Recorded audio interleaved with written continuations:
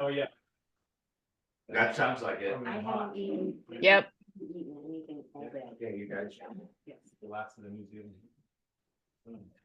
I'll call this meeting to order. This is the regular meeting of the Board of Directors of the Williams Community Public Utility District. Board directors are present. Director Giglio is absent. Today is June the 19th, 2024 at 7:30 p.m. I will now go to community expression. If there are members of the audience who want to address the board on matters which are not on the agenda and for which we can take no action, the board will entertain a relatively brief discussion on a matter of your interest. Is there any member of the audience that wants to address the board on a community expression item? None appearing. I'll move on to approval of the open session agenda, which is sort of a new one for us. Georgia, you asked that we have a motion to approve the agenda, or do I just ask the board if it does? What's our procedure on that? I think that you guys normally, whatever you normally do, I think I would just. We've never done it, but I don't mind doing it, but I just don't know. Oh, okay, I thought I was borrowing this from your, from Jennifer's language, so if you guys don't normally have that on, we can just remove that. Yeah, And just go straight into the agenda. managers, yeah, Mhm. okay. I think we've done that for closed sessions, but not for open session. Oh, yeah, when, if we have to approve a closed session agenda, yes, yes. Okay, let's maybe, because I just borrowed, somehow got it No, from no that. problem. Okay, so moving on to discussion items. Number one is manager's update, and with that, I'll turn it over to you. Okay, so this is, you can turn your attention to the screen if you can see it. If you can't, it should be, like Jack in your slide, in your first, item there, you should be able to see it. Yeah, and the screen is just fine right here too. Okay. So, the first thing I was gonna talk about is the status of the BCPUD water supply. And so this is just, as you guys are familiar, our rainfall through May, just to remind you, because we're kind of trying, we moved toward this, looking in the rear view mirror, and I'm no longer reporting up to the day. So this is all, the previous month. So this is June's regular meeting. So most of this report you'll see is all about May. And obviously how May relates to the rest of the year here. And so we've had 35.09 inches of rain since July 1. That again is the beginning of the rain year, and which is slightly over the average of 32.15 inches. And just to point out to anybody who is not familiar with this graph, basically we're looking at May here, and then this is the average, this middle dashed line. This is now, looking out in a much broader context of our historical rainfall. And so the green dot is where we stand right now in 2023-24 rain year. And again, just depicting it within that context. And then the other way that we like to look at it is the rainfall progress correlation. So again, this is May. So this dashed line here is showing us where we are. And the rainfall progression analysis indicates that there were only 33% of years in our historical record that had more rain by the end of May. Okay, so basically, again, telling us that we're above average, but in a different way compared to this year, 23-24. Given that our cumulative total through May is 35.09, which I just told you guys about, and using this progression correlation analysis, we are projecting that we will have 35.53 inches by the end of this year. Obviously, as we get closer and closer to the end of the year, this is less a model, and we can just know how much water or rain we actually had. So we're almost there, right? Because we're almost at the end of the rain year. But just again, to remind you guys, this is where we are on the current total. This is our, prediction of what we will have by the end, just based on this linear model. Okay, so that brings us to the creek flows. So creek flows remain much higher than in recent drought years. Again, this is sort of looking back to that 2021 period. And the creek flows continue to meet district demand. So the average flow in May were estimated at 214 gallons per day. Again, just to remind you guys, this is basically a model that Rob had generated, and so it's just effectively modeling the flows. It's not actually measuring the flows. We do have the ability to actually measure the flows, but not at this point in time when effectively the water's spilling over the dam. There's no kind of like empirical measurement to test against this model. Anyway, and so this is below flows in April, which were estimated at 230 gallons per day. And flows by the end of June are predicted to be around 166 gallons per day. So, but we have not had to divert from the wood rat reservoirs. Okay, moving on. So these, this is just the volume stored in our reservoir. Effectively, we use a like a pressure device to measure to effectively relate that pressure to the actual height of water above the measuring device. We also have a like a measuring stick in there. Those tend to be slightly off, and just to let you know, this is using the pressure device. It's not clear exactly why those indicate, differences. And it's something that I want to look into, but they're not wildly off. They're just like an inch off. My understanding is that both reservoirs are no longer spilling, but they are full. Okay, so that brings us to water production and consumption. Again, this is in May. In May, water production in the district averaged 77,801 gallons per day. This is up from April production, which averaged 65,120 gallons per day. Water consumption in May averaged 75,492 gallons per day. This is approximately 130 gallons per day per connection. And this is up from April consumption, which averaged 61,743 gallons per day, or approximately 106 gallons per day per connection. So this is, obviously showing us that consumption is going up, and basically our production is meeting that demand. Okay. Can I ask a question on that? Yep. Is it worth showing historically, like, how did this trend compare to last year, or? Well, so I'll bring you to the next slide because that shows us that. Just to point out, we had a discussion about this. I'm not going to try to recreate that, but after our meeting, I realized I said something erroneous, which was basically, I think I was implying that this production data had to do with our meter reads, but then it's like, it was like, l'esprit d'escalier, I was like, that wasn't right. This is really from water that's leaving our treatment plant. We also obviously can see consumption at the level of meter reads and summing up that, and so that's what I'm going to show next. Oh, Kevin, sorry, did you have a question? No, I'm just scratching my eyebrow. Okay. Sorry, you're gonna show it as a graph, and I guess I like seeing the numbers, but. Anyway, Well, these numbers on this graph, I mean, this visual relates to numbers. So basically, I just wanted to take you guys through this. I don't anticipate, obviously, you can give me feedback on this and we can talk about how you want to change it. But this is data that you guys were used to seeing in a table form before. And I also like numbers, but I also like visuals. So that's kind of what I was trying to depict here. So what I wanted to first point out, so I kind of color categorize them.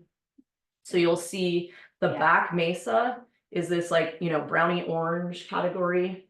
I also, by the way, picked color schemes that are, I just asked Jack if he. Oh. He Yes, said I yes. can see all the different colors. okay, well, I picked them expressly because they said these palettes were, whatever, color blind, Proof. yes. Okay. Anyway, and then downtown is this bluey shade, and then Mid Mesa is the green shade. So, and then each of these individual rectangles here represents our meter reads. So if we start, say, in 2006, and you see this brown rectangle here, that height reflects the amount of water that was, the consumption based on summed meter reads in June, July, August, right? Because we do these quarterly meter reads on the back mesa. The next read that we did that year is, and it's always this same pattern, right? Then we go to downtown and we read that July, August, September. That's this blue blob.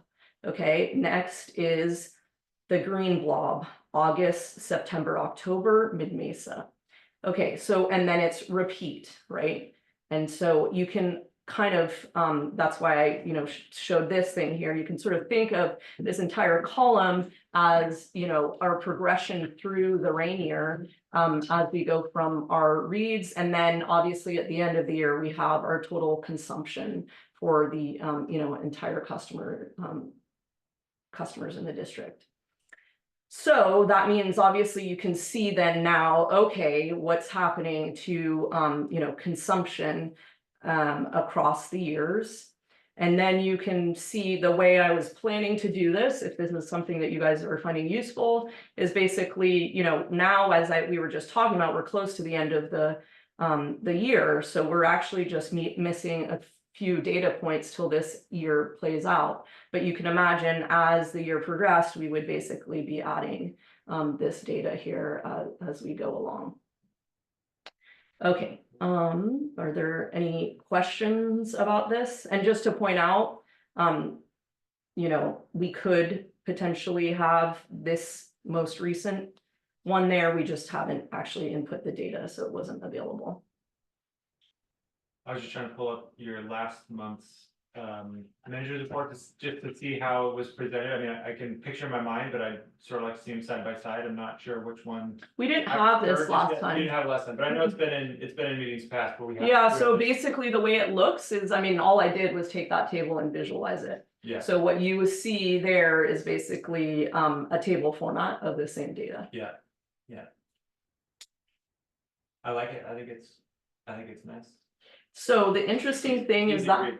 yeah, so we go to the next slide. One of the things that I was curious about, because in that data slide, I mean, I was primarily concerned about consumption. And just to let you know, one of the other things that I would like to do is take this data, and you can imagine we have the other measure of consumption, which actually isn't consumption. It's, it's basically movement of water from the plant to the town, right? And so actually one of the things that we have to look at in our drought reports and other things is, well, what's the difference between the amount of water that we sent out to people and the amount of water that we actually measured through meters, which is effectively consumption. And that difference is your unaccounted for water loss. So what I thought would be interesting is to just effectively superimpose a line graph on top of this where you can see the difference. And then we could potentially, identify, I mean, not in real time really, but just see, what is that unaccounted water loss look like over time. There's been reports that it's kind of effectively a constant, which is more like, okay, it's our crappy pipes, our old crappy pipes where you basically have a sustained pressure there and you just lose a certain amount of water in spite of demand. But anyway, that is something, I don't have that data yet in that form, but that is something that I would like to just superimpose on this same graph. It could be faulty meter, like, I think meters degrade over time, right? I've read that about water meters, that they lose their accuracy over time, so that could account for part of it, right? Yes, yeah, so the unaccounted for water loss is really a black box where you can hypothesize about, oh, is it this, is it that? I know that, anyway, so that's, But it's fascinating if you look at 2021-22. yes, it's very It's interesting. half of what you started recording in 2006, 2007. I Yes. guess, Yeah. virtually, It's, yeah. and then, so sorry, I'm just gonna move to the next slide because it actually shows the same data, but Yeah. something else. If I can, that's, You guys get this on the board? Yeah, I didn't see it. It's in the manager. it's in her manager's report, item number 1. I never got that. May have sent out on email because came in Well, I got yesterday, the it. day before. I got it. Do you have data going further back than 2006 also? I don't know if we do in like archive form or Yeah. what, but that's basically the data Yeah, I that was we had. curious because it's so high, that is Yeah. that What happened reason before they then? said, hey, we need to, Yeah, what happened for? start tracking it. Okay. Yeah, so then the other interesting thing, which was in that same data sheet where you guys had the quarterly reads that were just a table. The other thing that there is what I'm calling projected billing, because it's not really what we bill, it's not actually what we bring in. Like, let's say somebody has a leak and they come here for a leak relief. It's not reflected in this data. What this is basically looking at the consumption that's on the left-hand graph from the, as measured by the meter reads, and saying, okay, if we appropriately bill everybody based on that, what would the billing be like? So I don't know what you want to call it, but just to let you know, it's not like if you look at this data, it's not going to perfectly match our revenues for that year. However, what is interesting here is because of our tiered billing, you don't get a direct relationship between the two graphs. And so to me, why it's interesting is like you look at, for instance, the COVID year, and you can see generally, the larger that the money graph is relative to the consumption graph, that tells you that you have a fewer number of people that are using a lot of water and contributing to the overall bulk of water consumption during that period in that region. And Sorry, can you say that one more time? Yeah. I just want to make sure I hear the. Yes, so let's just take as an example. I mean, I heard you, but you can just. Yeah, okay, but I just gonna try a different way because I Okay. think this is more intuitive. If we look at something like the Coast Cafe, right? Obviously, they're using a ton of water, they're a business, and they're gonna be charged more because of that water consumption Mhm. than say, a single person living up here. So what happens is that, effectively on the consumption rate, you're looking and it looks like you can't even parse those two apart, right? It's all just lumped together here in that single rectangle. However, when we look at, okay, well, how much money did we bill those people? Because you have a single, individual, a single meter that was drawing a lot of water, they're paying more and more based on that tiered billing. And that means that rectangle is going to be much larger. And so you can see that borne out here, where effectively, it is true that the downtown area, is generally quite a bit bigger than its comparable left-hand portion. Right. And interestingly, I didn't measure this out and determine. I didn't go back to the individual data to say, oh, this really is supporting this hypothesis, but you can imagine the businesses downtown during COVID really didn't use a lot of water. And then, so now you're seeing those two things compressed back and look at the very similar. blue in your yearly projected billing, it goes from 2017-18, fairly big downtown to 2019-20. Yes. It's Yes. reduced, and even more so in 2020. Yes. 21. Anyway, so I mean, I don't know if you guys want this data brought back, but I was just thought it was interesting to compare these things, and you can kind of, I mean, and again, I don't mean to call out the Coast Cafe because obviously it's a restaurant, it's reasonable, but you could effectively see in particular regions where you might have water hogs that are kind of produce this pattern. Sure. I was gonna even think like a laundromat, you know, you could imagine maybe when people are trying to save water, that a public laundromat might be using more water during Sure. that period of time, so. Yep. No, I think it's, Anyway, I don't necessarily think that I would bring back this money one every time. But I do feel like, you know, and then obviously I can also give you guys the numbers that are behind these rectangles. And in the quarterly, I mean, I can't remember exactly what Bell called that graph or that table. But you know, she said that, you know, occasionally you guys are used to seeing that. I don't think it's there every meeting, but we can also do that. And then again, like I said, I will try for July to superimpose that other consumption graph. So I mean, you know, I'm guessing that's just gonna look like a line that's sitting above this this column graph. Mhm. do you have something? Sorry, Yeah, I'm enjoying seeing it. I don't think I need to see it every month. Mhm. Maybe once or twice a year, seeing the billing as a kind of a refresher and just to see where we are year over year and comparing it to historical data. I would definitely find that useful.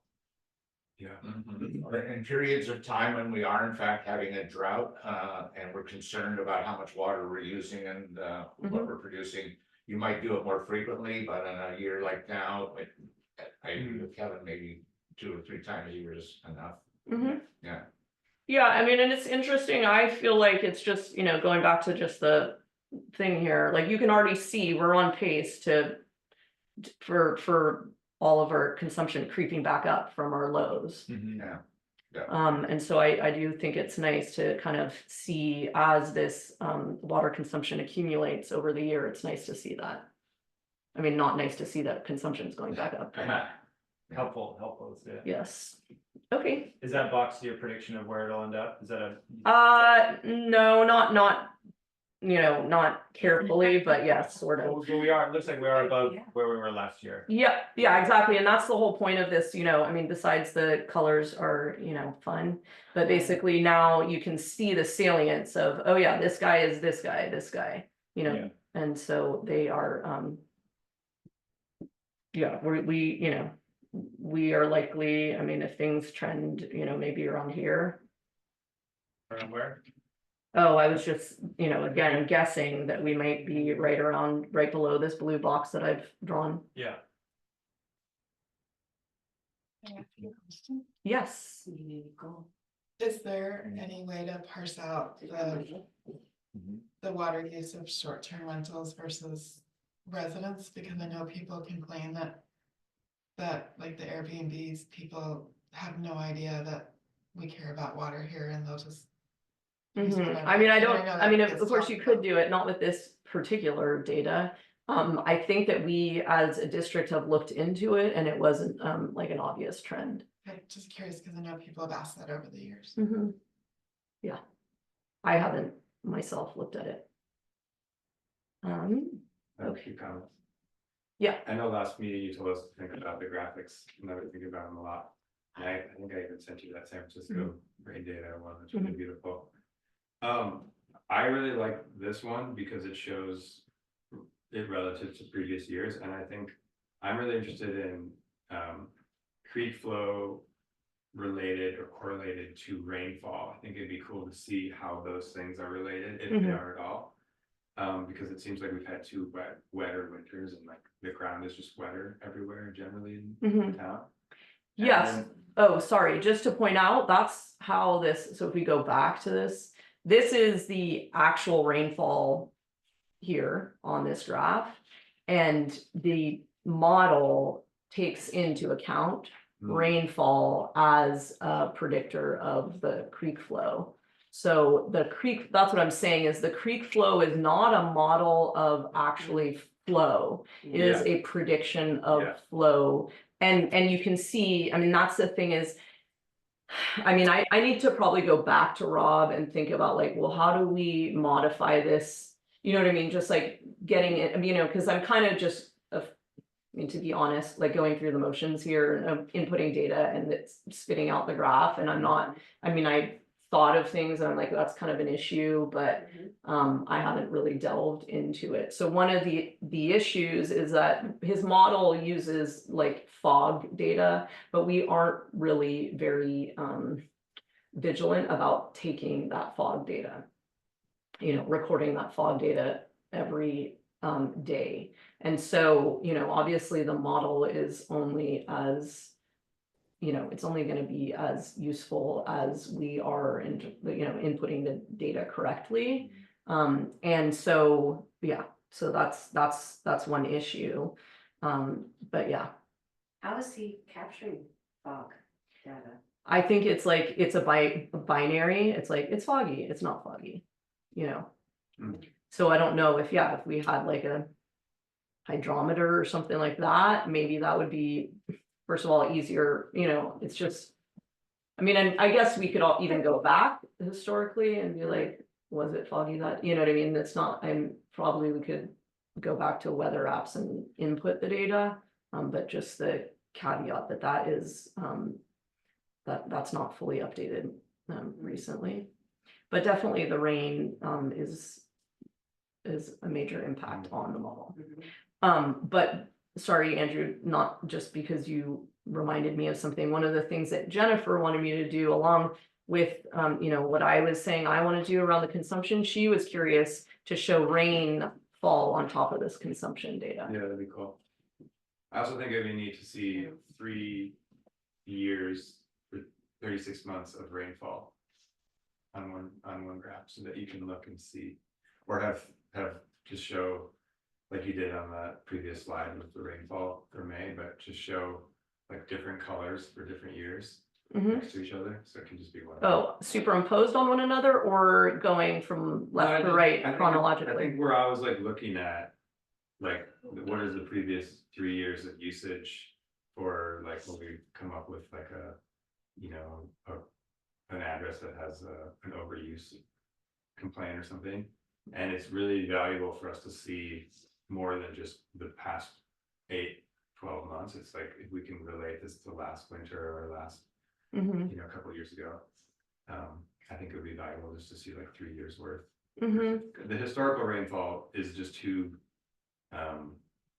it's too granular. Like, you can't really pick out a year and see what the numbers are. I think it's the scale's not right. So it's like we need one in between, or I want one in between, I guess. How do you come up with 3 years? Well, we're at, when we review, like when we reviewed the Tisharas, we reviewed 3 years of water use. I just feel like 3 years is this valuable piece of information. I think it's actually how we determine the LWAP. Yeah, no? that's what I was gonna say, Okay. Yeah. Full quarters. So I just think it would be cool to see like the rainfall, and then eventually we can start overlaying data like, yeah, the rainfall is nothing in July, August, September, but that's when all the people who come in who have used more than they're allowed to are like up for review, you know. So I think it would be interesting to see like how the irrigation problem relates to rainfall in town, you know, because most of these things are irrigation related. Yeah, so like this data that I'm showing here, this is actually, you know, not obviously optimized for what you're talking about, but this is similar to that kind of more granular, okay, let's look 3 years out. This is what, because this is effectively the, I think it's just monthly cumulative. These gray bars. Yeah. It's just hard to. Yeah. You can't. Yeah, I mean, you could hone in on that and, you know, add colors, make it pretty. Yeah, like my architecture professors always said, you should be able to understand the graphic in 5 seconds. So that's my goal. Yeah. All right, want to continue? Okay, so then moving on from our water supply, that brings me to updates, and we'll start with operations update. Right, and I've got a thing that's annoyingly in my view. So I just wanted to start with the well project update. So as a reminder, we resubmitted our coastal permit applications to the county on April 19. On May 15, the county planner emailed us our status letters for both Wharf Well project and Resource Recovery project. And our applications are considered complete, which is great news. The bad news is the county planner says we will not receive our permits until early August at the earliest. And that's due to this, baked in timing, which is the county planner prepares a staff report and files our application with the county records department. I just got we just got our notice. I think actually, other neighbors would have got this notice too. That says when the staff report will be uploaded or posted and when the hearing date is. So anyway, that's happening. These are neighbors to the wells themselves? Yeah, I'm not sure how the public notice goes out. It was hard to tell because obviously we're the applicant. And so I couldn't tell if we were just getting these because as a matter of us being the applicant, but generally it's like, a vicinity of, the coastal permit application. There's some buffer of who gets it. 300 to 500. Yeah. 300 is the number that's in my head. Okay. Yeah. So the deputy zoning administrator issues a decision to approve or deny our application at a public hearing scheduled for June 27th, which I will be attending. If approved and after an internal county appeal window, the county's final decision is sent to the Coastal Commission. The Coastal Commission has their own appeal window, and if they or a member of public decide not to appeal, then our decision becomes final and receive the permits. So again, we're confident that we're going to receive them, but there's no getting around this timing. And it's those appeal windows, both the county and the Coastal Commission are basically 10 business days, which is why the whole thing gets really drawn out. So we applied April 19th. It was considered as an intake on May 15th. We required to give a 30-day response, and now they're telling you this could be the potential time frame between May 15th and August. Yeah, and just to let you know, actually it wasn't April 19 was our resubmission. Yeah. So I can't remember our original submission date. In fact, that happened before I got here. Yeah. All right. Yep. That's good. Yeah. But it's moving. Yeah. Okay, and then the second update I wanted to talk about was our maintenance of solar arrays and a plan to fix the broken inverter. So I'm sure you guys have heard a lot about this and seen the impact on our PG&E bill, where basically we're producing half. Well, we're actually, we're not able to capture half the power that we're producing. And so and I know that Jennifer's talked to you guys about this, but it's just been this total nightmare because effectively nobody will service our existing equipment because most of them either have gone out of business, changed their focus to the East Coast, or refuse to service equipment that they didn't themselves install. So we finally got in touch with this company, Solar Technologies, and they came out a couple of Fridays ago, a tech did, and finally looked at the inverter. So fingers crossed, this seems to be moving forward. However, the inverters that we have out at the plant are out of production. They haven't been produced for the last 10 years. So it's just really hard to find parts for them. And it's, it's kind of one of these things where I'm like, maybe we should have, done this a long time ago and just been like, we need new inverters there. Yeah. What's the risk of buying the new inverter now? No risk, it's just expensive. And so we're just kind of wanting to, and I think, the issue, and it's not like, I don't want to make it sound like, oh, Jennifer should have just, made the decision to buy new inverters a long time ago. I think even to get the inverters in there, it's like the whole system is like a system. And so it's like to even have anybody responding to us about how should we approach this has been impossible. And so finally, the kind of working like the workflow here is basically try to replace that part. If it turns out that that part is, you know, unsalvageable, then we basically have to get a new inverter. And we likely, I mean, at least, the technician talking to Stu said the inverters that we have, the Sunny Boys over on the sewer ponds are good, fine, still in, you know, still being produced. And we would effectively just get those same, or at least replace the one out there. I mean, the other side of things is that, you know, it's a small part and they work perfectly fine. And it's just kind of like lame to not be able to replace this small thing. But anyways, I obviously will keep you updated on that. And then just to let you know, I mean, it's not just, the whole sort of conversation with solar technologies has been around, okay, we don't just want you to replace this part and then just like leave us hanging. The idea is that we get a comprehensive service plan going forward. So hopefully we don't run into this issue again where we, you know, I don't know how long the inverter has been out, but my understanding it's been a long time. Long time, and it's costly too. Yeah, very costly. Yeah, yeah. Do we have like an understanding of how much more we're paying PG&E versus what it would cost to replace an inverter or get a new one? I mean, Yeah, I think, are we like getting to a point where we're like, no, I think we maybe got to that point a while ago. Yeah, I don't know. I mean, I think But we again, couldn't find anybody, so. yes, kinda it's not really like a Yeah. situation where, you know, it's just like, this is, we're trying to address it. Right. And I know that Jennifer has, you know, sought out a multitude of companies, and basically people have even been like, okay, and then find out where we are and they're like, no, and so, yeah. And I guess. I mean, I question even is- feel like this company doesn't maybe want to service us, and I'm just like being very persistent Yeah, and just like not listening to them saying they don't want to service us. right, well, and if you can give them something more, that's obviously. I know, I mean, I think that they are, you know, we're recognizing, you know, if we send somebody out there, we have to pay for travel, like they're in the South Bay, and we're like, yes, we know, just please come out and help us. I guess my question about the risk is the new inverter comparable or compatible to our older solar array infrastructure and whatever may need to be updated in the future? Yeah, I don't know about it, but I'm assuming, I mean, these guys know what they're talking about and they'll walk us through it.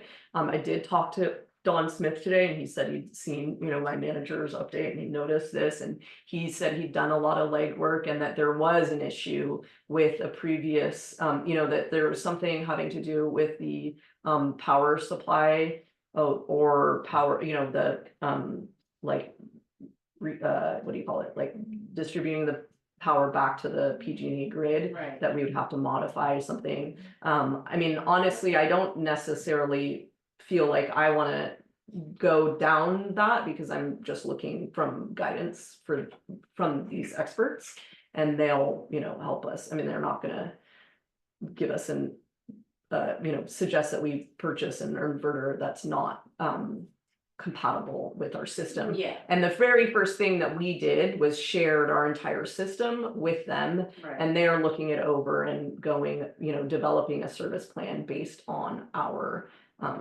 equipment.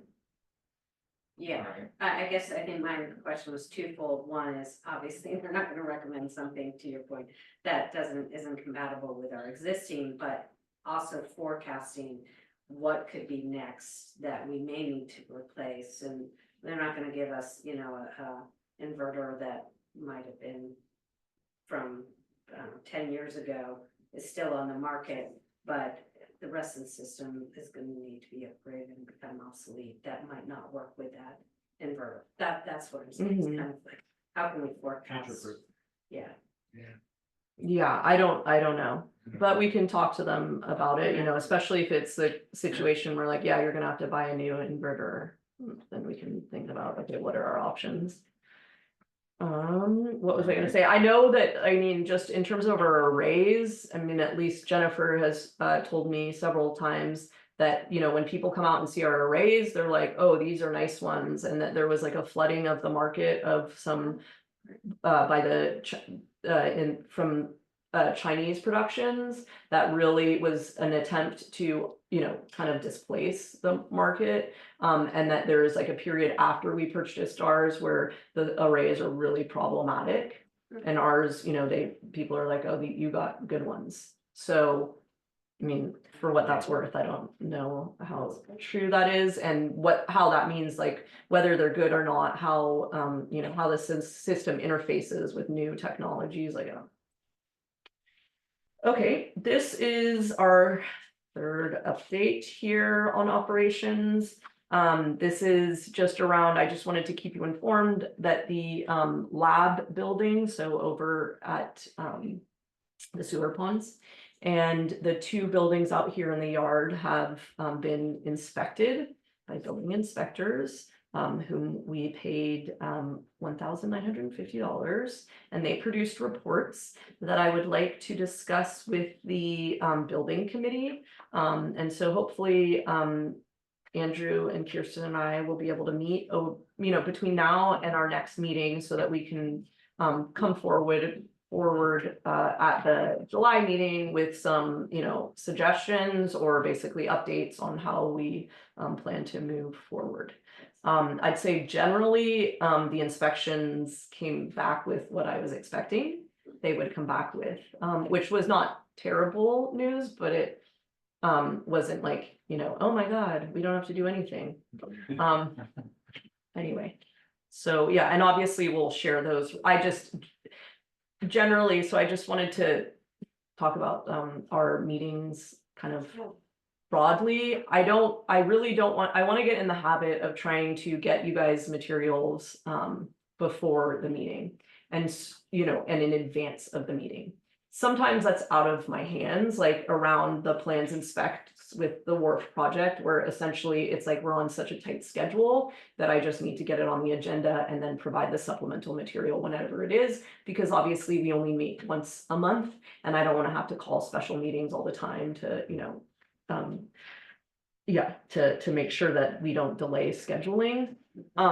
At the same time, it's like, I don't want to be in a situation where I get this report on Monday and then I'm jamming it into your materials. So, I mean, that kind of means that, again, things are a little more slow going, but I don't, and obviously if it was a situation where we had a really tight schedule associated with this particular building project, then, I would use discretion there. But I definitely don't, it stresses me out to feel like, oh my God, I need to be adding stuff very close to the meeting.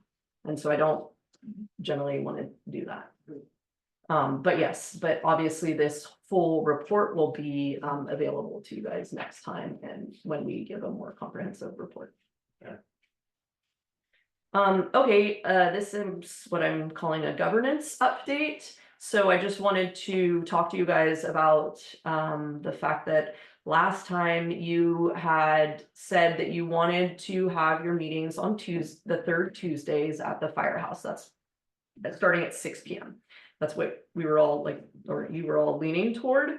So then Belle and I conferred with the firehouse and basically found out that the room is not available on Tuesdays. It's available on the same day that we are here today, the third Wednesday, and we could start at 6. But that would be the situation. The school is available on the third Tuesdays of the month.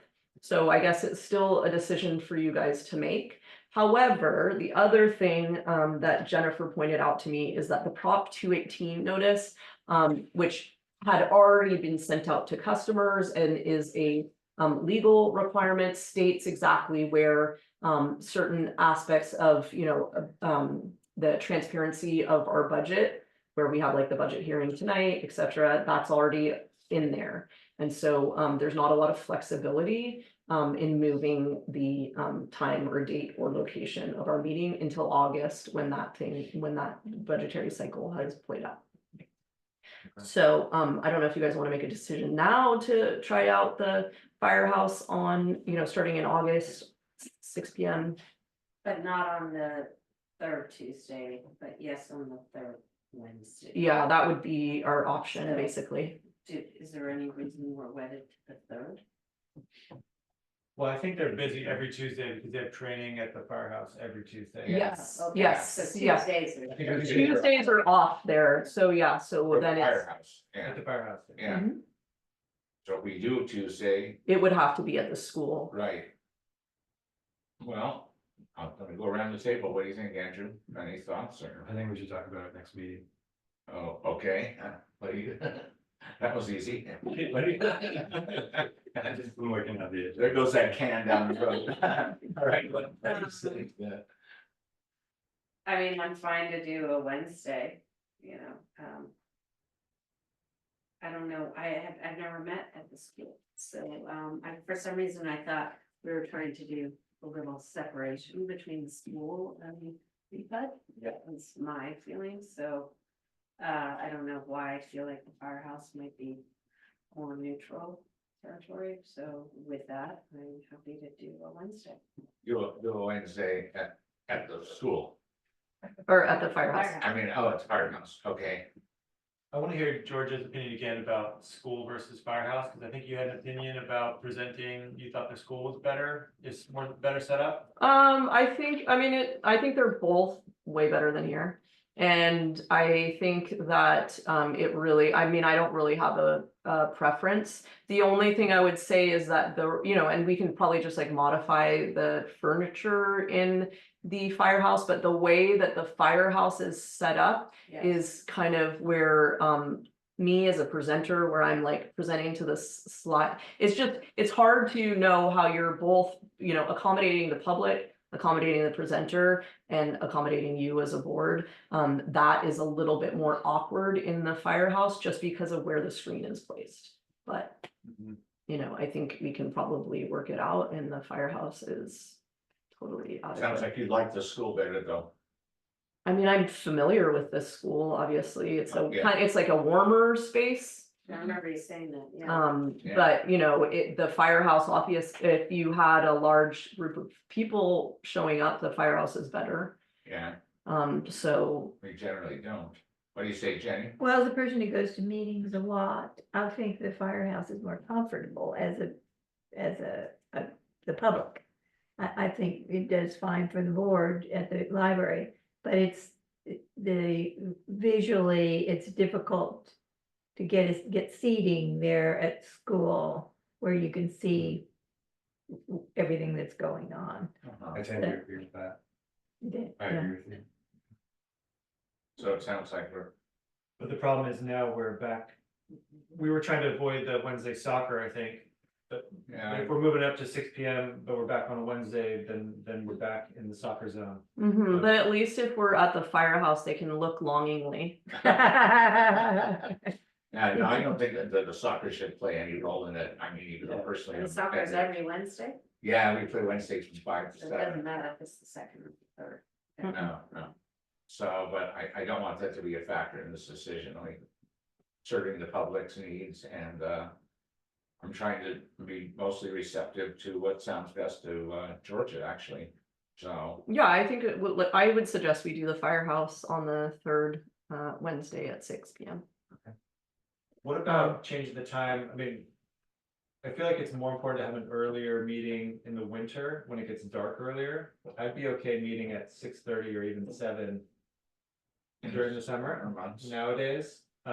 It's not as much of an issue for me. I don't like meeting at 7:30 in the winter when it's pitch blackout when we start our meeting personally. So I'd be okay with kind of more flexible schedule throughout the year.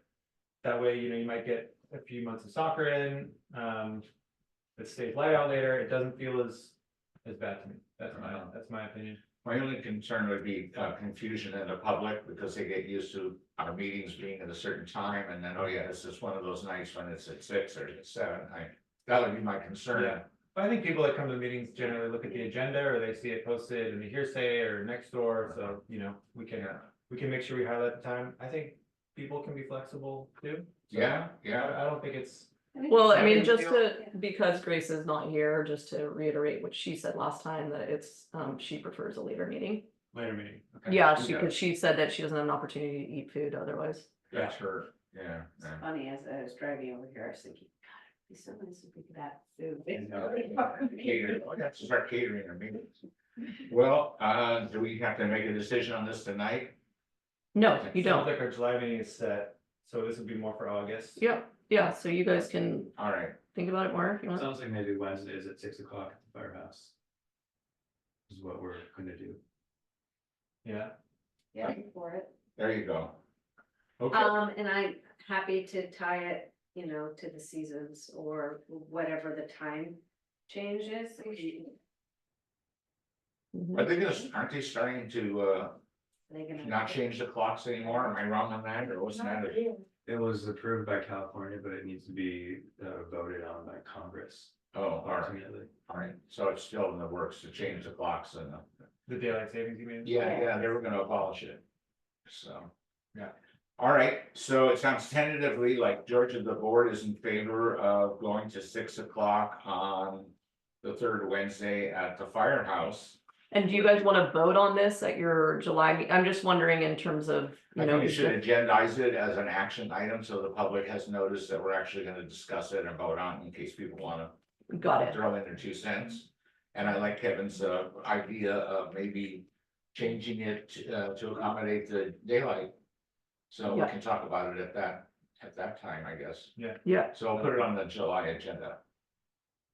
Interesting that California may go rogue. Well, Well, I don't think we can. I think it has to be national in order to work. Oh, is that what Congress but is saying? some states don't even use it. I It's thought. like, Yeah, Arizona does. Arizona doesn't, Arizona, Hawaii doesn't. Eastern Indiana. Who? Eastern Indiana, Eastern Indiana. and of course Hawaii doesn't really Okay. too close to the equator. All right, let's continue. Okay, so then miscellaneous updates, I just wanted to give a brief update on the bike path repair project. So on Friday, May 24th, BCPUD staff met with the county planner and WRA, our biological consultant, and BKF, our bike path engineer. This was a very productive meeting, however, the planner made clear that we will need coastal permits for this project, so I'm sorry to deliver that disappointing news. And effectively, I plan to bring a special report back to you on in July that delves back into this project and really looks, because obviously doing a coastal permit costs money, so we need to kind of reevaluate our budget, where we stand, how much money we've already spent, and sort of a plan forward for this project. So I'm not gonna spend a lot of time on it here. I just kind of threw this in here because this was really the problematic region. It's basically the ditch that is our isolation ditch that lines the sewer ponds is a seasonal wetland. That's And such a joke. It is not. That's it really pisses me off when they say that there's seasonal wetlands there. yeah, I mean, it's the biologist, right? It's not the county that's even showing, you know what I mean? It's not the county producing this map. It's us hiring a biologist who then, and again, we were surprised because basically this map is, I wasn't here from day one. But my understanding is that Jennifer had shared this with the county previously, and they had really been, pretty, not like, oh, this definitely will not need, but they were pushing for this project to move forward as repair and maintenance. Yeah. And so, and it makes sense, right? There's a pre-existing path. We already have a coastal permit for the existing path. Yeah. And so the idea was that we'd be able to pursue this with repair and maintenance. Again, I'm not gonna, we have a lot of stuff on for tonight, so I will delve back into that sort of history, bring everybody up to speed, and sort of like a plan of action to move this project forward. But big picture, I felt like this project was very urgent because like when I got brought onto it is like we were having meetings with the engineer, and it was like we were gonna build this, have it constructed this year. Yeah. After we found out that the coastal permits, or at least my feeling is, we're not gonna do it this year. So that sense of urgency, I feel like there's other things that have been dropped in my lap. And so obviously I'll continue to pursue this as far as like the soft costs and pursuing the permits and all of that. But I'm going to, deprioritize as far as like spending all of my time working towards this. Good idea. do you think the seasonal wetland ditch, the sewer pond isolation ditch could be moved further away from the bike path and redug? This is a man-made ditch Is it critical that it's so close to the bike path, you think? Is that I'm possible? pretty sure that that would be a very bad I mean, like, the thing is, as soon as it's an issue, you can't really touch it, right? And that's the reason that we can't repair the path. Yeah. So, you know, whether we go and dig another ditch is fine, but we can't just like fill that ditch or do whatever we wanted to that ditch. Well, I don't know, I think we could try to push back on it, it's worth trying. This is a man-made ditch, this isn't a naturally occurring stream, this is a man-made ditch that humans have dug. You can call it an ESHA if you want, but if we could recreate that same ditch further away from the bike path. I'm just trying to, you know. think Yeah, outside I the mean, box. that's probably a big project to be, again, let's talk about that next time, Yeah, because that's again, fine. I feel like, let's talk about it in the broader context of bringing this all forward. And just to let you know, I did reach out to Don Smith, told him that this was gonna be on there, and also told him that I would be conferring with him before preparing the other thing. I feel like he has obviously worked really hard on this, and I wanna respect all of his efforts on this project and make sure that he's being like kept in the loop. Okay. All right, let's keep going. So that's it. We can keep going in our agenda. but Okay, on the that's- public hearings. Oh, sorry, and you'll see the residential parking permit program. We'll talk about that later, so that's not gonna be part of my report today. Okay. All right, next item is public hearings, receipts and notices, and item 2, public hearing draft fiscal year 2024-25 district budget. And we have the budget in our binders, and this is an opportunity to inform the public and hear from the public on any comments concerning our budget for 2024-25. In our binders is a notice that was sent out to all of the customers telling them that there's a proposed annual increase in the service charge for water of $170, which is a 10% increase, and an annual increase in the service charge for sewer charges of $168, which is a 10% increase from the existing service charge. And the letter that was sent out that explains how all of that was achieved. And is there any member of the public that wants to address the board or has any questions about our plan to increase our charges? Okay, none appearing, then we will proceed. I don't think that we have to vote on this right now. No, it's just a public hearing. Yeah, we're just airing this out. So the next item on the agenda is the board receipt of the third quarter financial statements. And we have those in our binders as well. Does anybody on the board have any questions of the general manager over the third quarter financials? I find this, the sort of third quarter is a little bit hard to know what's really going on. I feel like once we get the sort of Q4 summary of the entire year, then it's easier for me to understand, you know, where we're at. Did anything jump out to you, Georgia, as far as being off, high or low? No, not really. I mean, we went over them in detail, but you know, they're kind of all over the place in terms of, you know, whether the actuals are close to budget. And like you're saying, it's hard. It's much easier to reflect on this in Q4 once you actually fully understand the picture. Yeah. Yeah, that's always true. So, because some things come up big as expenses and then Yeah. they don't appear at all in the fourth. Yeah, and I mean, the thing is, we kind of like rectify the categorization of items throughout. And there's, you know, that's kind of a very, you know, it's an exhaustive process. So, you know, even as we were going over them this week, after we'd already done that, we were finding more. So I think, you know, in Q4, again, there's just that other iteration and some of this gets cleaned up even more. Yeah. So, All right, I guess I had one more question about that. Yeah. I was looking at the resource recovery financials a little bit, and I know Jenny, I'm glad you're here because I remember you asking about resource recovery recently and wondering if the committee was gonna be meeting again. It seems like the revenues are down and they have been. I'm guessing it's because Recology doesn't deliver there anymore. And I'm just wondering, I'd love to see resource recovery bringing more money in, and I want to maybe brainstorm some ways, not tonight, but at some point, of ways to make resource recovery, financially stable and profitable. Like I noticed compost sales were $320. I wonder if they could be selling more compost somehow, or maybe selling it through the hardware store. So I'd love to try to make resource recovery stable. Yes, and I think we talk about resource recovery a lot at work. And it is something that needs a lot of attention, and it needs basically an overhaul.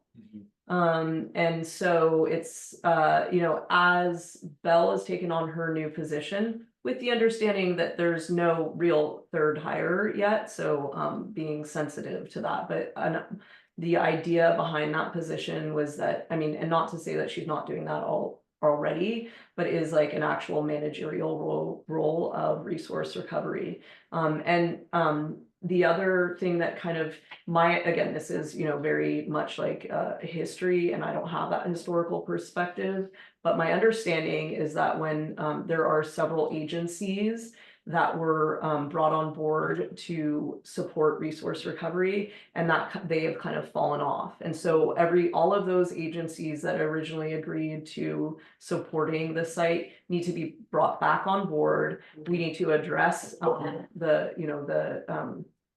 the charge for your delivery or whatever that's called, the Drop off. the drop off cost. And so anyways, and we also need to look at just the site as a whole. So I think the idea is that effectively we should revamp the resource recovery committee, which I think since I've been here, I've not heard a peep from, despite the fact that, at work, like I said, it's kind of a major headache. But I think it's almost like it needs so much attention that it's just like, it's a little bit daunting. So it's good to hear you say that, Kevin, but I think, obviously we need to be, we need to be deliberate, and I don't see a way to really do that without, first having some internal discussions around that, and then bringing those, like I said, a broader, all of the agencies to the table, and seeing if they can, contribute to the program, as originally intentioned. Yeah, I think that with Mike being gone too, it has a big change. He's Yes. kind of running it as a volunteer. And Yes, exactly. And I think a lot of that then is just come on us. And so it's a big time sink in here. And it's just like, really documenting the amount of time that Belle actually spends on it, and capturing how much the program is costing the district. Yeah. Yeah. Is it appropriate that BPUD runs resource recovery today, or could we think about spinning it off and, letting another agency or group of individuals, take more ownership over it? I know this isn't gonna be decided tonight, but I'm also just kind of thinking outside the box. Like Park, because BPUD owns the land, but somebody Mesa else. Park could be- manages it? Yeah. Like, why is the water agency in town spending a lot of time at work talking about resource recovery? Is that appropriate? Well, Today. it started out as because it was on our land. Yeah. And we just were looking for a place to create some recycling. Yeah. So it just grew, and then, other agencies were interested. Well, we'd like to dump our stuff there too. Yeah. So what is it? It was Stinson Beach. And It was Water District of here and Stinson, and Fire Departments of Right. here and Stinson, Yeah. were the representatives from each of those You'd organizations. have to really just haul together representatives from the four agencies, just bring them into a room and just go, where is this going? And it's time Yeah. to, I'm happy that it's there. I don't know where the next closest green waste drop off is, maybe Nicasio. Nicasio, yeah. Yeah, so I'm grateful it's there and I want to see it continue to run. Yeah. I'm not convinced that BPUD is the agency that should be spending so much No. time on it. So yeah, I think we should get the agencies together and have a. What we could do, because when Mike was doing it, then he was a volunteer, but he lived next door. He liked to operate the machinery and, pretty much call the shots, which everybody thought was just great. But now that he's not, maybe what we really need is something like a joint powers agreement between the four agencies, assuming they're all interested, to reach an agreement and then hire a manager to take over, so that you guys aren't talking about it in the office at all. It's really being run by this entity that we create, called it a joint, we call it whatever we want to call it, resource recovery. Yeah. And they have an employee. The question would be whether it generates enough revenue to pay a manager enough for the headache of running it, you know, Yeah, but I think it's worth a shot. Those 4 agencies are willing to make some kind of. Right, and to the extent, yeah, Contribution yeah, if to revenues, offset that. Yeah. exactly. Yeah. What do you think about that? Seems like a good thing to investigate. Yeah, Yeah, I like it. okay.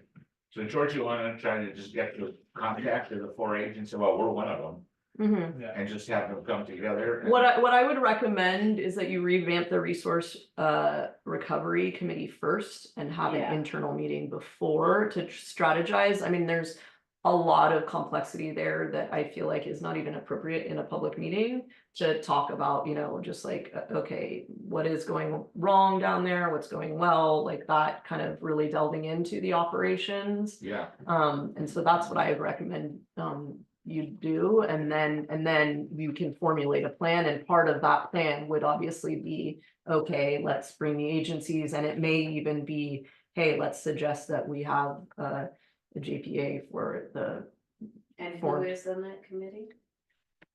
I don't know. I know that it exists.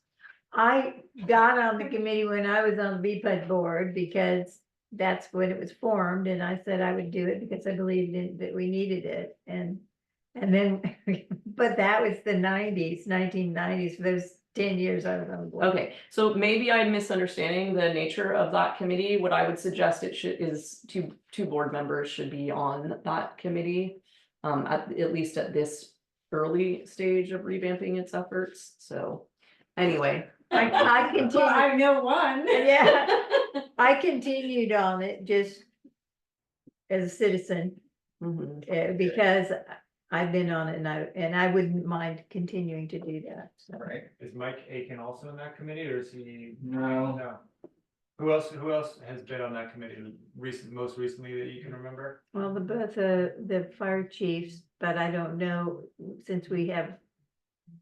I don't know if Jesse's ever been to one. I don't remember him ever being in one.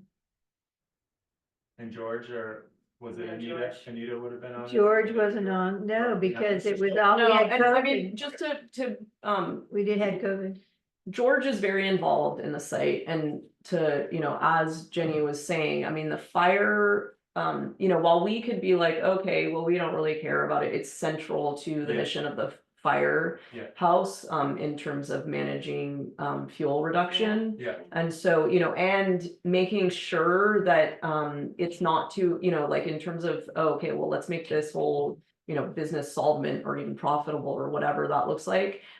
They are really concerned that, people are actually bringing their stuff down there. So their kind of cost point is different than ours. At the same time, I think that, they are also willing to contribute some. I don't know how much funding they have. And anyway, We'll see if So- it's a matter of getting some grants too for Yes. fuel reduction, but all of this takes time. Yeah, And so I it's know. just I'm like. not saying that we do it, but maybe that's something that the firehouse can handle. True, yeah. Anyway, so I mean, I don't know, maybe I spoke a little prematurely because I didn't understand the nature of that resource recovery. I thought that you guys, that was like, it just hadn't happened since I've been here, but it sounds like it's been dormant for a while. yeah, And so let's, So maybe it sounds like Kevin's interested in revisiting it, and we're happy to get a committee meeting yeah. together. Yeah, but let me also confer with, Belle and basically understand, kind of what, I mean, like I said, I think it's very, at least as it stands right now, it's really kind of her wheelhouse. Okay. And something that she deals with on a daily basis a lot more than I do. And so I just want to be sensitive that, she's very, protective of it. No, I'm just kidding. She'd be happy. if no, somebody I. else- We haven't met. On the bell. Yeah, We but haven't I met mean, since COVID. no, I mean, started. she'd be happy if She somebody might else was be taking it too. over, Yeah. yeah. Yeah, But I also just want to make sure that she's really involved in any of this decision making. absolutely. Great. Yeah. Yeah. Okay, Thanks for bringing it up. anything else on the quarterly financial before I go on to the next item? Next item, number 4 is consumer confidence report. The finders, there it is, in fact, the 2023 consumer confidence report that's been prepared, and does anybody have any questions or comments on it, or anything you want to point out? Georgia, otherwise I think it kind of speaks for itself. Yeah, I mean, this just went out on June 12th as stated there, but just to let you, remind you all, like this gets mailed, by law, we have to mail this out to all of the customers before July 1. And as Jack was saying, it's from the annual 23 year, so all of that testing of raw and treated water. Nothing really to, I mean, if people have questions, Yeah. The results show that everything's below the minimum reporting level, so we're good, huh? yeah, one thing that changed, my understanding is from last year is table 5, detection of contaminants with a secondary drinking water standard. So these are things that are not shown to have like adverse health effects, but you'll see that the color units and odor is out of range. And this is from our raw water sources, so the Wood Rat 1 and Arroyo. And so to read this table, basically the things that are bolded are from the Arroyo Hondo raw, and what's not bolded is from Wood Rat. So it's kind of weird, right? We have to be is testing this water, but it's actually not something that we've delivered over that year to, and on top of that, even if we were, it would be treated. So it's a little weird when you think about what exactly, how we have to test, and this is completely out of our hands. We're not choosing any of either the measures or how we test or the specific samples that we use. It's basically, mandated. But just to point out that, the color and odor, not surprisingly for our reservoirs, are, beyond what is advised, and but that's a secondary drinking water standard. So it's not actually it's not a, what do you call that? It's like a contaminant. No, it's not a, like, what is that word? It's a very simple word. Toxic. No. Sounds. Like regulation says it has to be here. It's not a fault. Yeah. I know Not above the threshold. yes, but there's a word for basically being out of compliance. This doesn't make you out of compliance because it's a secondary standard. Oh, got it. Okay. Violation. That's what I was looking for. Okay. With that. Okay, so that takes us to let's see, where we confidence, and then item 5, it says special reports or updates, so there's none on that. Takes us to item 6, resource recovery. Is there anything more to talk about that? Nope. Okay. Item 7, resident permit parking plan committee. Sherry, I see you're on the screen. Sherry. Yes, Hi, Sherry. yeah, oh, wait. I'm having trouble here. Trevor on River City. Well, we can hear you. Yeah, we Oh, can you hear you can, fine. oh, great, okay, for some reason it says unable to access camera. We weren't planning to report tonight. We sent in the written report, but just in case people are interested who didn't see the report yet, it just was trying to update because we haven't been able to tell you anything because we didn't know anything. But now we do know something, and the MOU is on the agenda for your review. And we wanted to try and find out about the other parking ordinances, but we hadn't heard anything. So we've requested a meeting with Supervisor Rodoni, and his staff person is in the process of trying to arrange it. But this is supposed to go to the Board of Supervisors in mid-July, and we are not exactly sure what it's going to look like, because apparently they want to wrap all the ordinances into one ordinance. That's all we know. So that's it. That's all I can say right now. All right, so you'll have more information in July. Well, yeah, it will happen, the next meeting, from what I understand, of BPUD board will be after the Board of Supervisors meeting, where this will be brought up. That's what I've been told. Georgia probably knows more about this. What do you know, Georgia? I mean, when we talk about the MOU, we could talk about it again. Yeah. That's fun, and so maybe it makes more sense to talk about it in that. Yes, I agree. But yes, yeah, anyway. All right, Well, why don't we just talk about it now, since Sherry's here and joined us, can we just bump up the MOU to talk about it now? Sure, Is that, okay with you, Jack? yeah, It's further down the agenda, why don't we just bump it up? okay, so, that is, what item is this? 17. Oh, yeah, okay. okay, so let's, So I'll call item 17, move it up on the agenda. Residential downtown parking program draft MOU between the County of Marin and the BPUD, if available. So, yeah, if available just meant that we were under that tight deadline and expecting the MOU, and I requested it, and they got it to us Yeah. by Friday, which was okay. So nice. We do have a draft of the MOU, and are we supposed to actually end up voting on this document then? Well, I had it on for basically what I would consider approval. If there were things that you were, drastically, concerned with, I would suggest I mean, Bella and I have already looked it over and we didn't see a lot of opportunity to modify it. What I did was highlight the portions of the MOU that are really within our purview or our responsibility.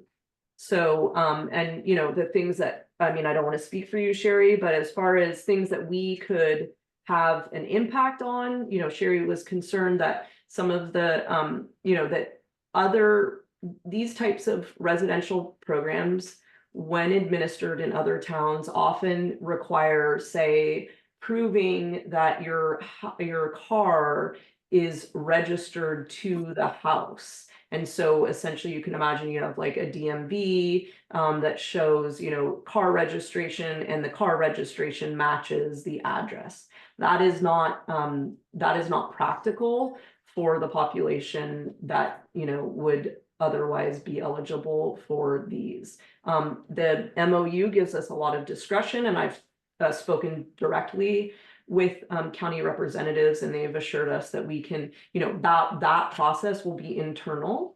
Obviously, we need to be compliant and make sure that it's the people that we're issuing permits to actually, reside downtown and and within the zones where people are eligible for these permits.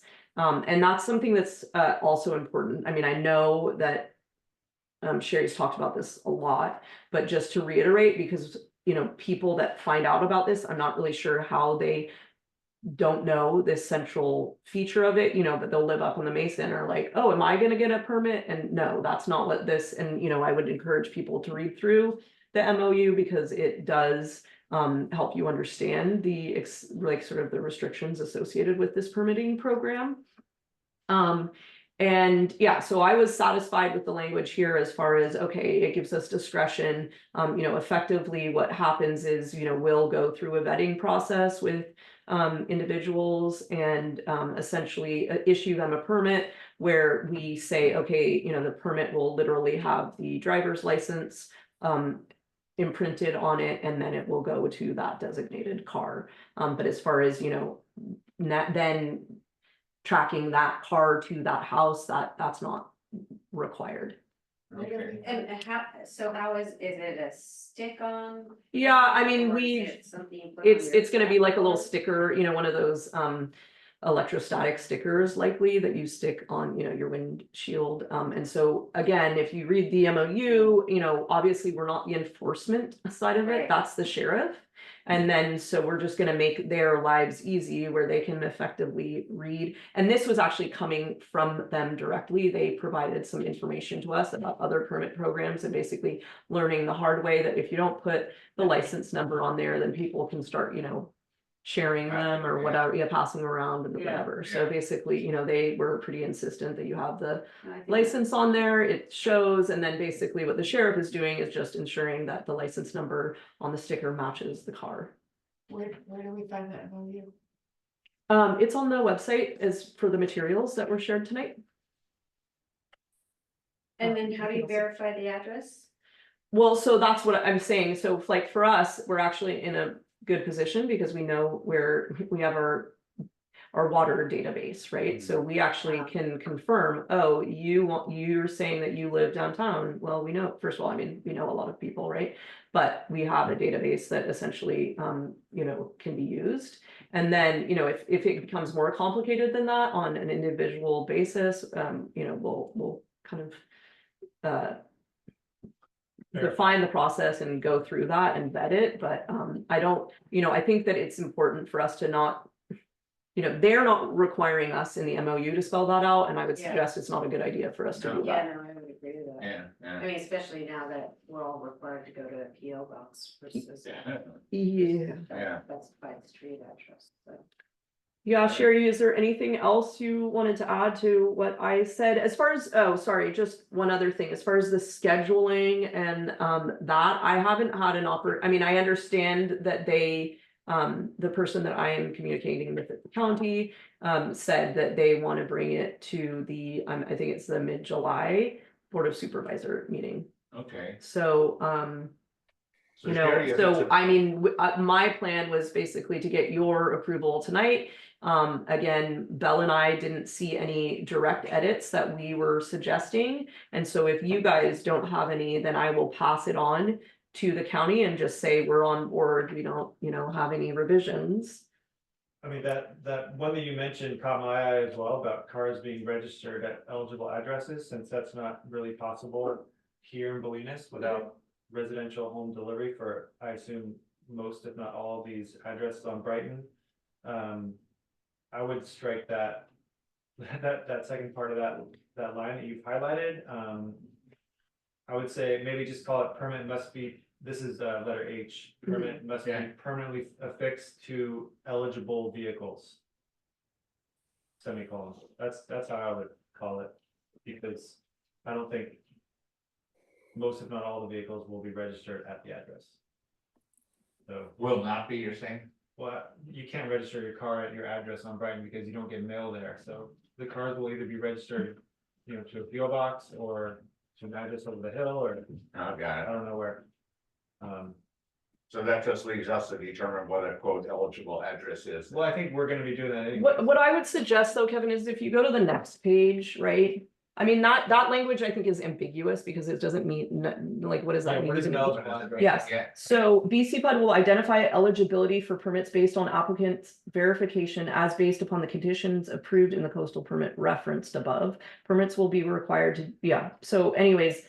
Basically, they're saying BPUD has authority to grant permits. right? Yes. But will We identify determine what- eligibility. Yeah, we determine what an eligible address is. Yeah, I mean, That's- I mean, I just, you know, I can bring that line up. I'll highlight that line when I talk to them, but as I said, and see if they think that they're, you know, just describe to them the practical constraints that we're dealing with. Yeah. Because basically, they have already assured us that we do not need to have it's not like we have to vet it with a DMV record. Okay, And that was our concern, and I know that was Sherry's concern. So, you know, it doesn't say there via DMV registration. So I feel like there's enough ambiguity there okay. that, you know, they're still probably conforming to whatever the coastal, you know, because you can see that in this MOU, right? This basically, this language was brought before the Coastal Commission. And so I would suggest that that's why I think it's probably not a good idea unless we think it's really, there's something really wrong with the language. I would suggest that we might bog down the process Okay. if we're trying to modify the language. That's kind Point of well how I feel. taken. No, I think that's a really good point. These are magic words and they've already approved them, and let's not touch them, so. Now on the vote. All right, so can I get a motion then to approve the draft MOU? I still move. Is there a second? Yeah, I'll second. All right, is there any further discussion? All in favor? Aye. Aye, 4-0. All right, so we've approved the draft MOU, and Sherry, you let us know in July how it's going. Yeah, that's good that it's approved because I think they would need that in order to bring it to the board in July. So, it's moved one step closer. And I just want to say one thing is everything basically in that MOU is what what we saw in the coastal, review. All the language is I looked at it to make sure that all the language is very consistent, which was sent to the Coastal Commission. So this is nothing really new here. And any issues related to registration, the BPUD is going to have to write policies and procedures. And in those procedures, just so the sheriff feels really good about it, they're going to want to see vehicles be registered legally to drive, but they don't need to know, what address. So they're gonna, if they go by and they see a tag on it that's 3 years old, which does happen here in Bolinas, they're not going to like that. So anyway, I'm glad it's done, and I know the rest of the group is glad, and thank you very much. You're welcome. Thank you, Sherry. Awfully good. Yeah, didn't take too long, huh?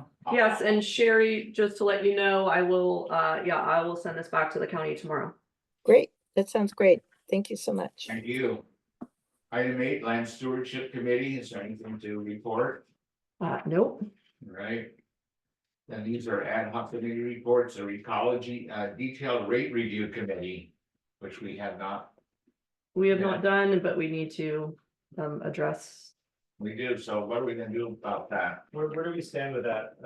Were we going to get back to ecology with an ask for more information, or is it? I don't remember where we stand. I thought that we wanted to see more information about where the money actually goes, because we were convinced that a lot of it's going to a parent corporation, and that's why the local was so broke. Isn't that what we talked about? I mean, we talked about that among many other things. I would say let the staff revisit this issue and kind of, I know that there are, we've heard back from Recology requesting, a response from us. Yeah. Okay, so they're wondering what's going on. Okay. Yes, but, I think it's complicated. I think one of the things that we, probably what needs to happen is, Jennifer and I talk about it again, come up with a plan, and then probably reconvene our committee to have a meeting. Okay. So And we also talked about it as a potential alternative, which was, what if we let go of the franchise and let the county become the franchise? yeah, so I mean, I think what, again, it's like now I'm appreciating how much work there is and kind of not over promising, but obviously we need to deal with this. But what I remember is that essentially some of that decision making is, comparables. So what do people that are being, that don't have their own franchise, that are effectively in unincorporated and are Marin and are being handled by that kind of Marin program, as where Marin is the franchisee or franchise. The county is. Yeah, like what are they paying? Because if they're basically, if the difference between what we're getting and what they're getting is not that drastic and it's a big pain and time sink for us, like at some point, though, that, that calculates out and we should just, kind of abandon ship and say, you can handle it. I think what happened is that when we looked at the other thing that we talked about is, comparing to Stinson, which still holds their own franchise. And anyway, so I think that some of the work is around generating those comparables and then coming up with a game plan. But I think, I think that was my first time at that committee meeting. I think it was maybe even your first time. I'm not sure, but it seemed like that was the first meeting after a long hiatus. And so I feel like it was kind of catching up everybody to speed. And when I looked at like, okay, what are the action items out of that meeting? It was a little nebulous.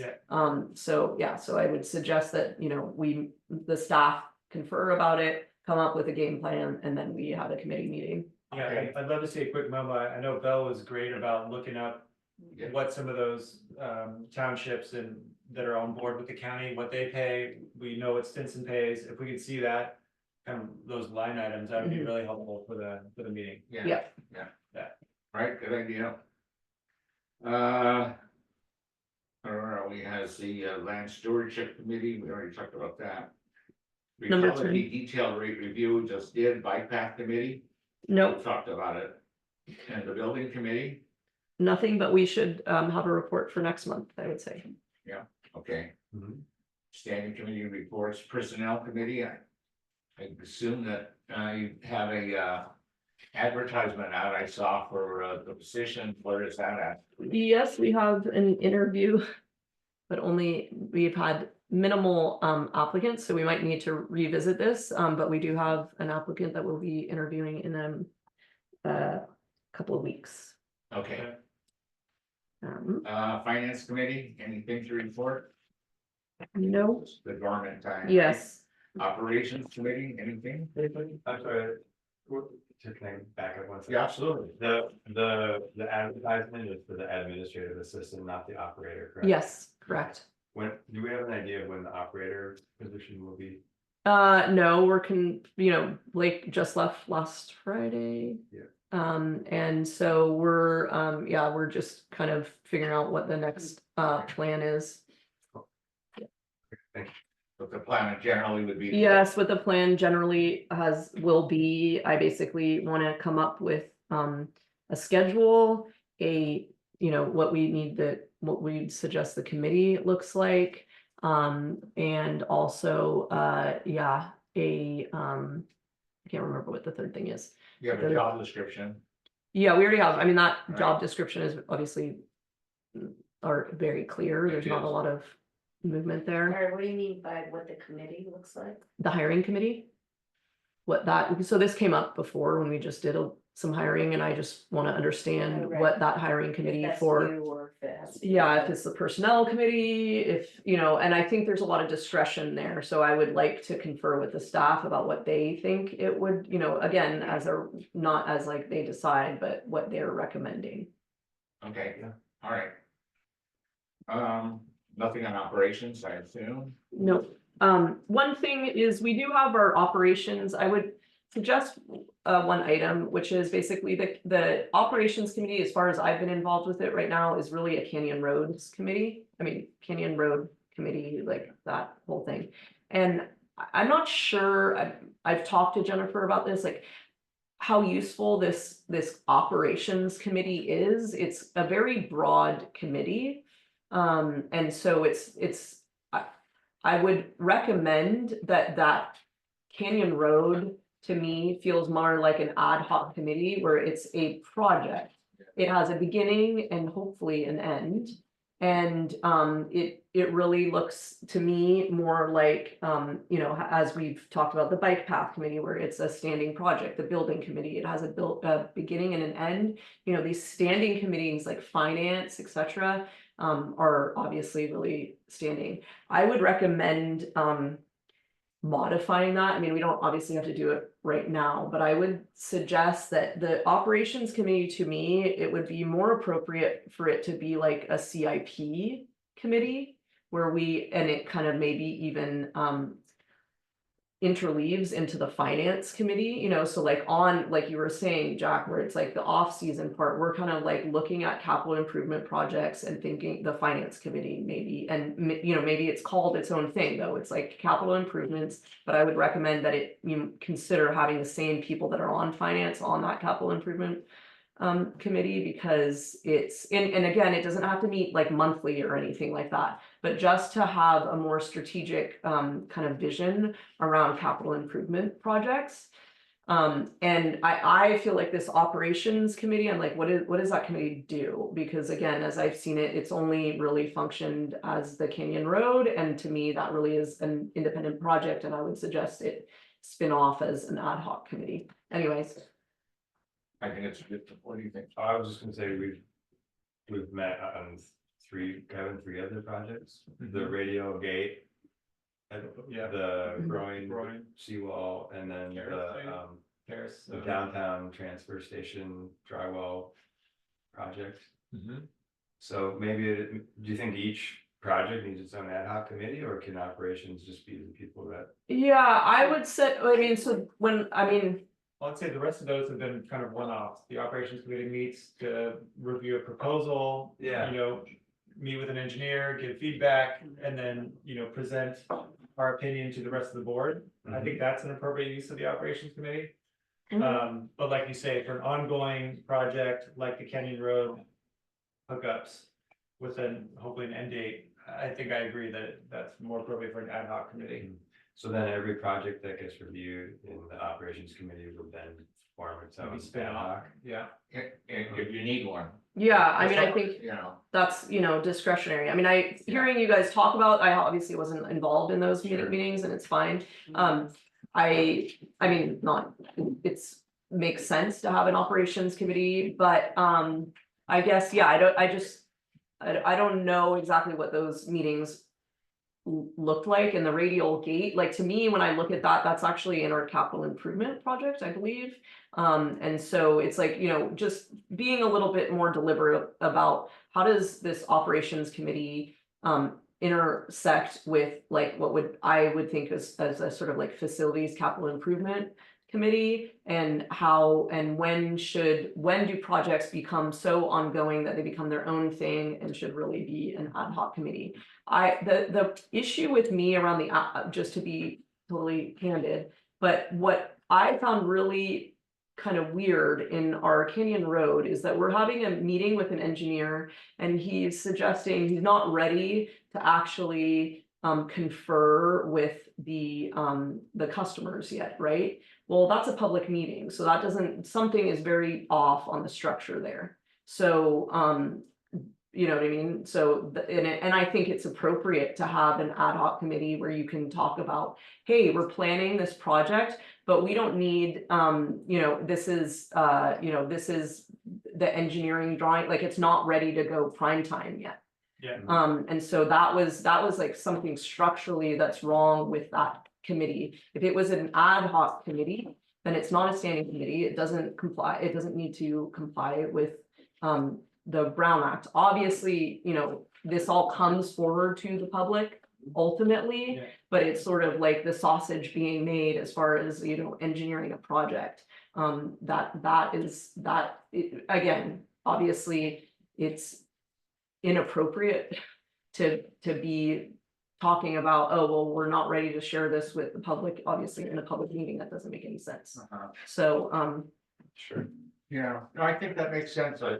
Something like Canyon Road, which is a big project on itself, as opposed to just fixing the gate or dealing with the growing. Those are, Yeah.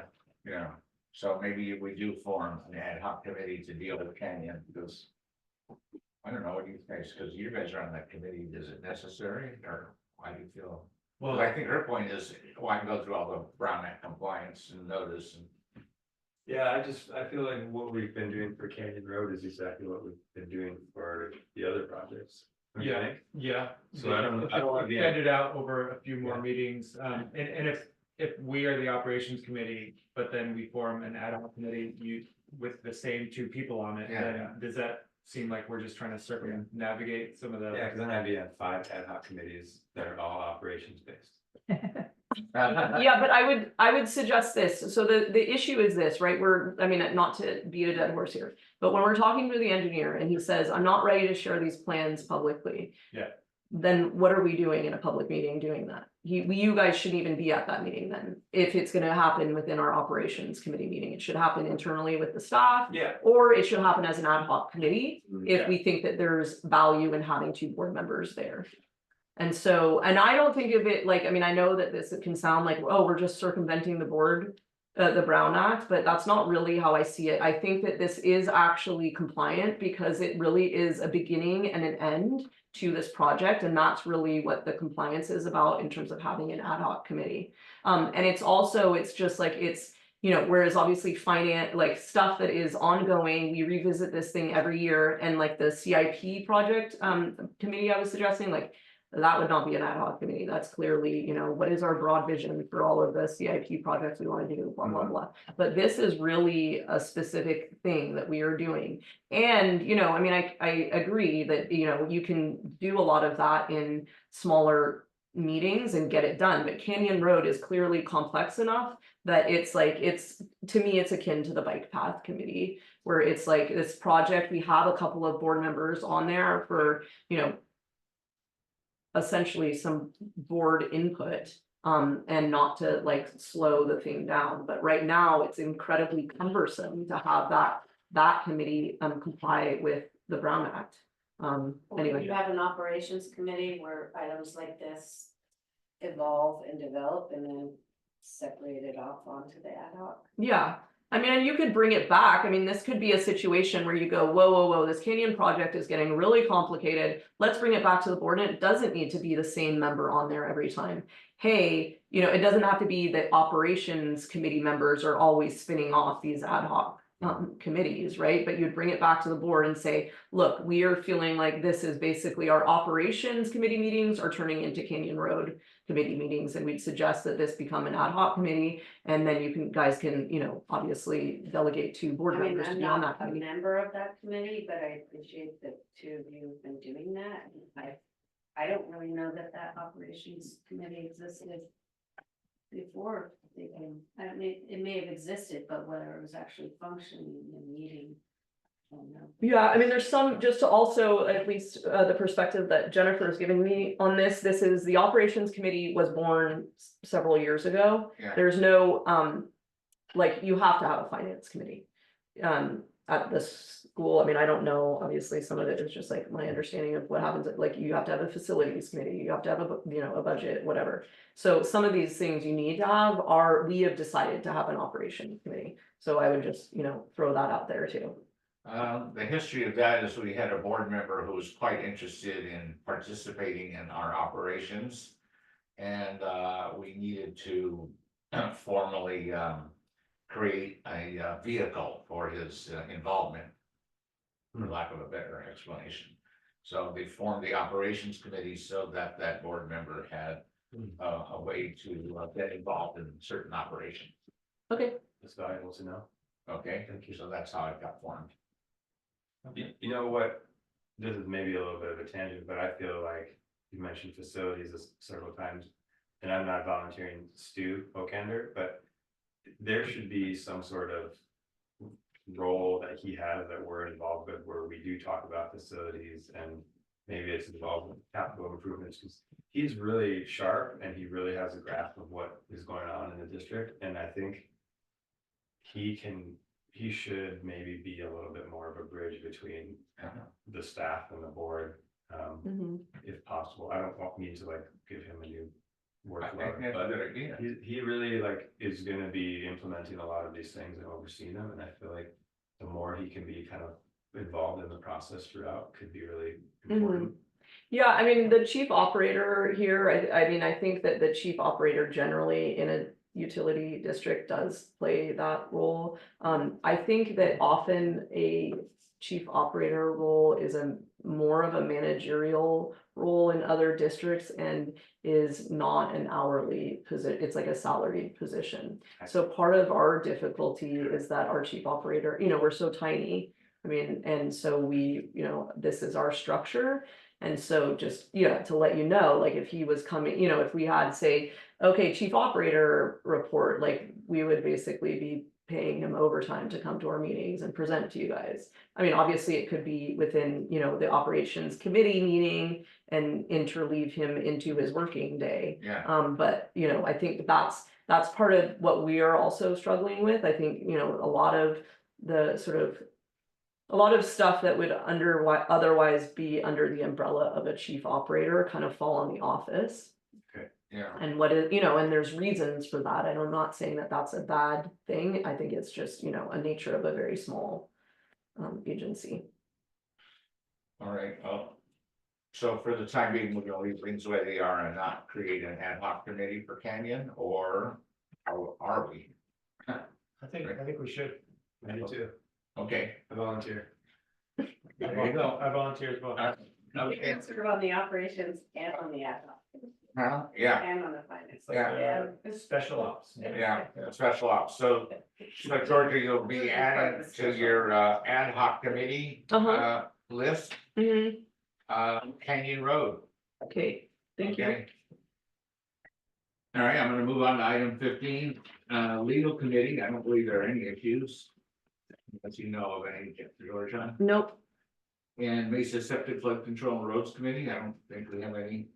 that. No update from, No update, but it's, you know, a continual issue. We talked about it even again today. And so, basically I need to sit down with Andrew and really kind of do a little bit of bulk of work, and then our idea is to bring it back to our septic, our Mesa Septic Flood Control and Roads Committee. Okay.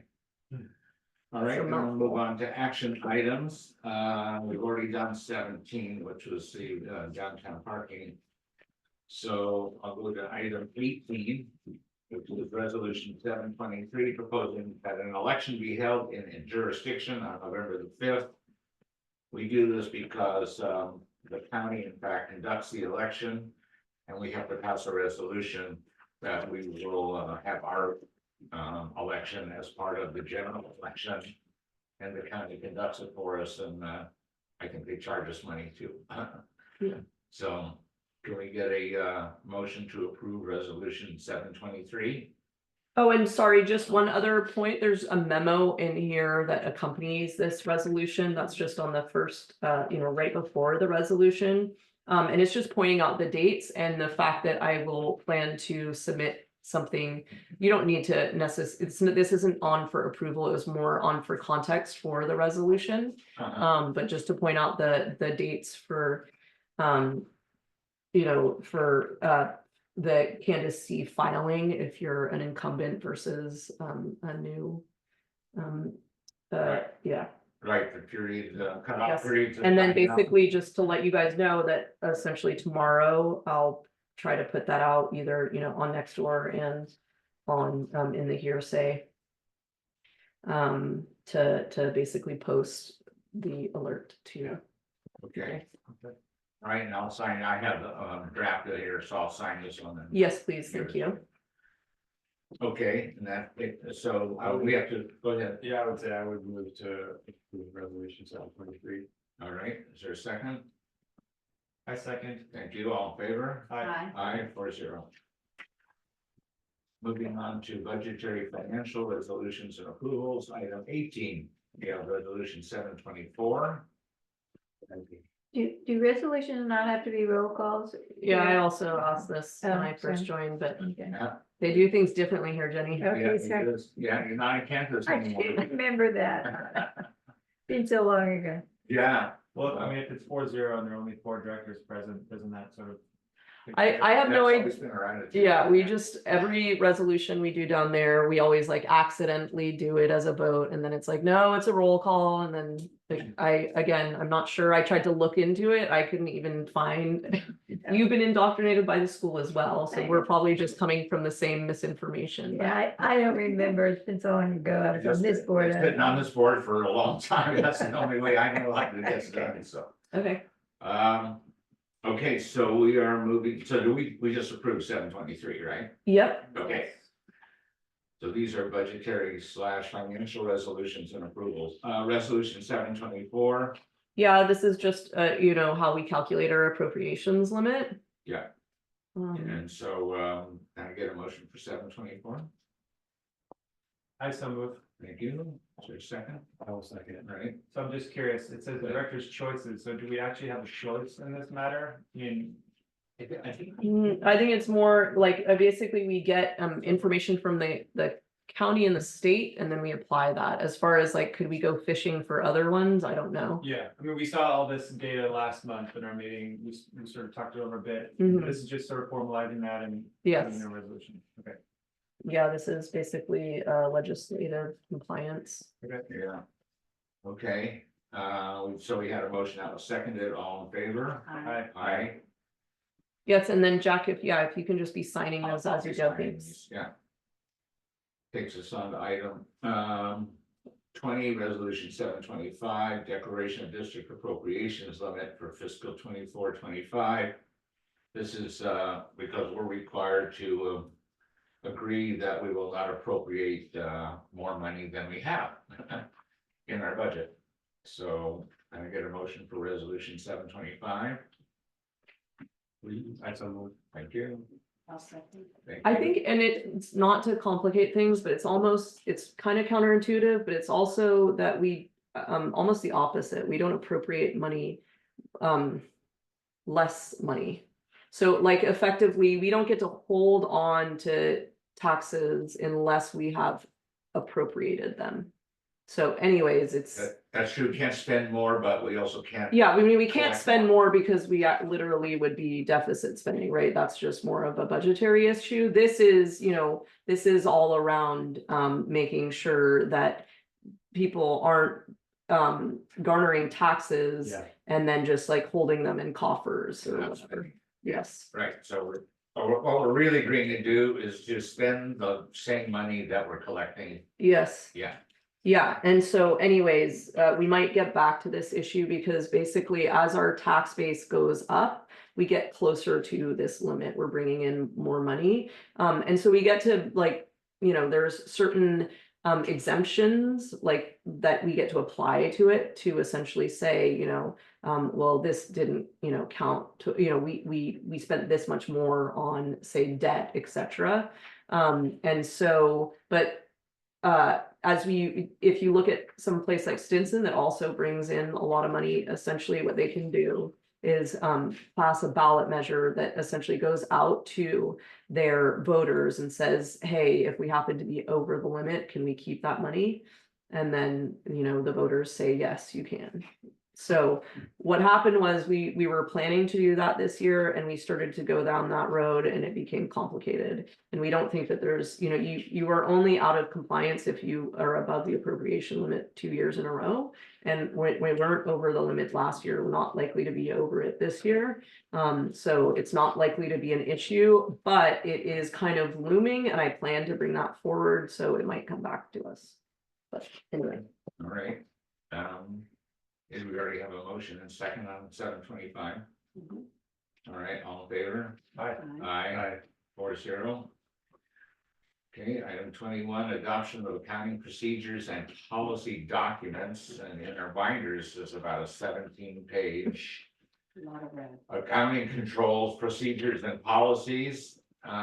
Is there anything in particular you want to bring to our attention, or are you recommending that we adopt these procedures and policies? I would recommend you adopt them. You can see, sorry about that snafu, but this copy has the red line, so you can see what is different from the old one. Yeah. Depending, Andrew, if you downloaded the contents of the board materials earlier, you might not see those red lines. Okay, So anyways, so you can just see what revisions there were from the last time you guys looked at this. I'm not sure if all of you guys were here when it was last looked at. okay. And then, yeah, I don't know if anyone has any questions. I had a quick question on page 8 about property rental. Uh-huh. Wondering, they seem very low and I like the fact that we rent our land cheaply to community members to farm and raise goats. I think that's cool. Just wondering when the last time those rates were raised and if we might want to bump those up a little bit. $100 a month for a huge plot of land in the middle of town seems kind of low to me. Not trying to gouge our community members for more money, but just wanted to, that just sort of caught my eye. What's that? It would be cheaper than camping. Cheaper than camping?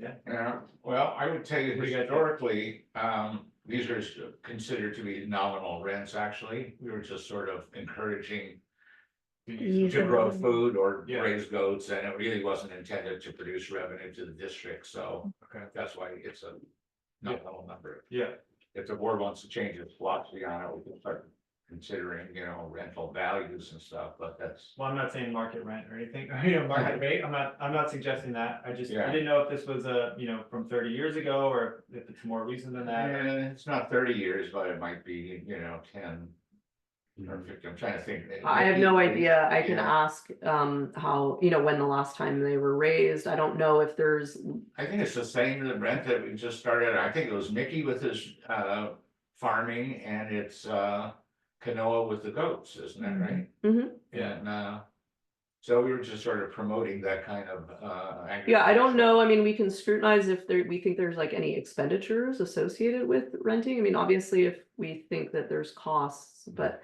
I don't think the only issue that came up is in terms of the goats.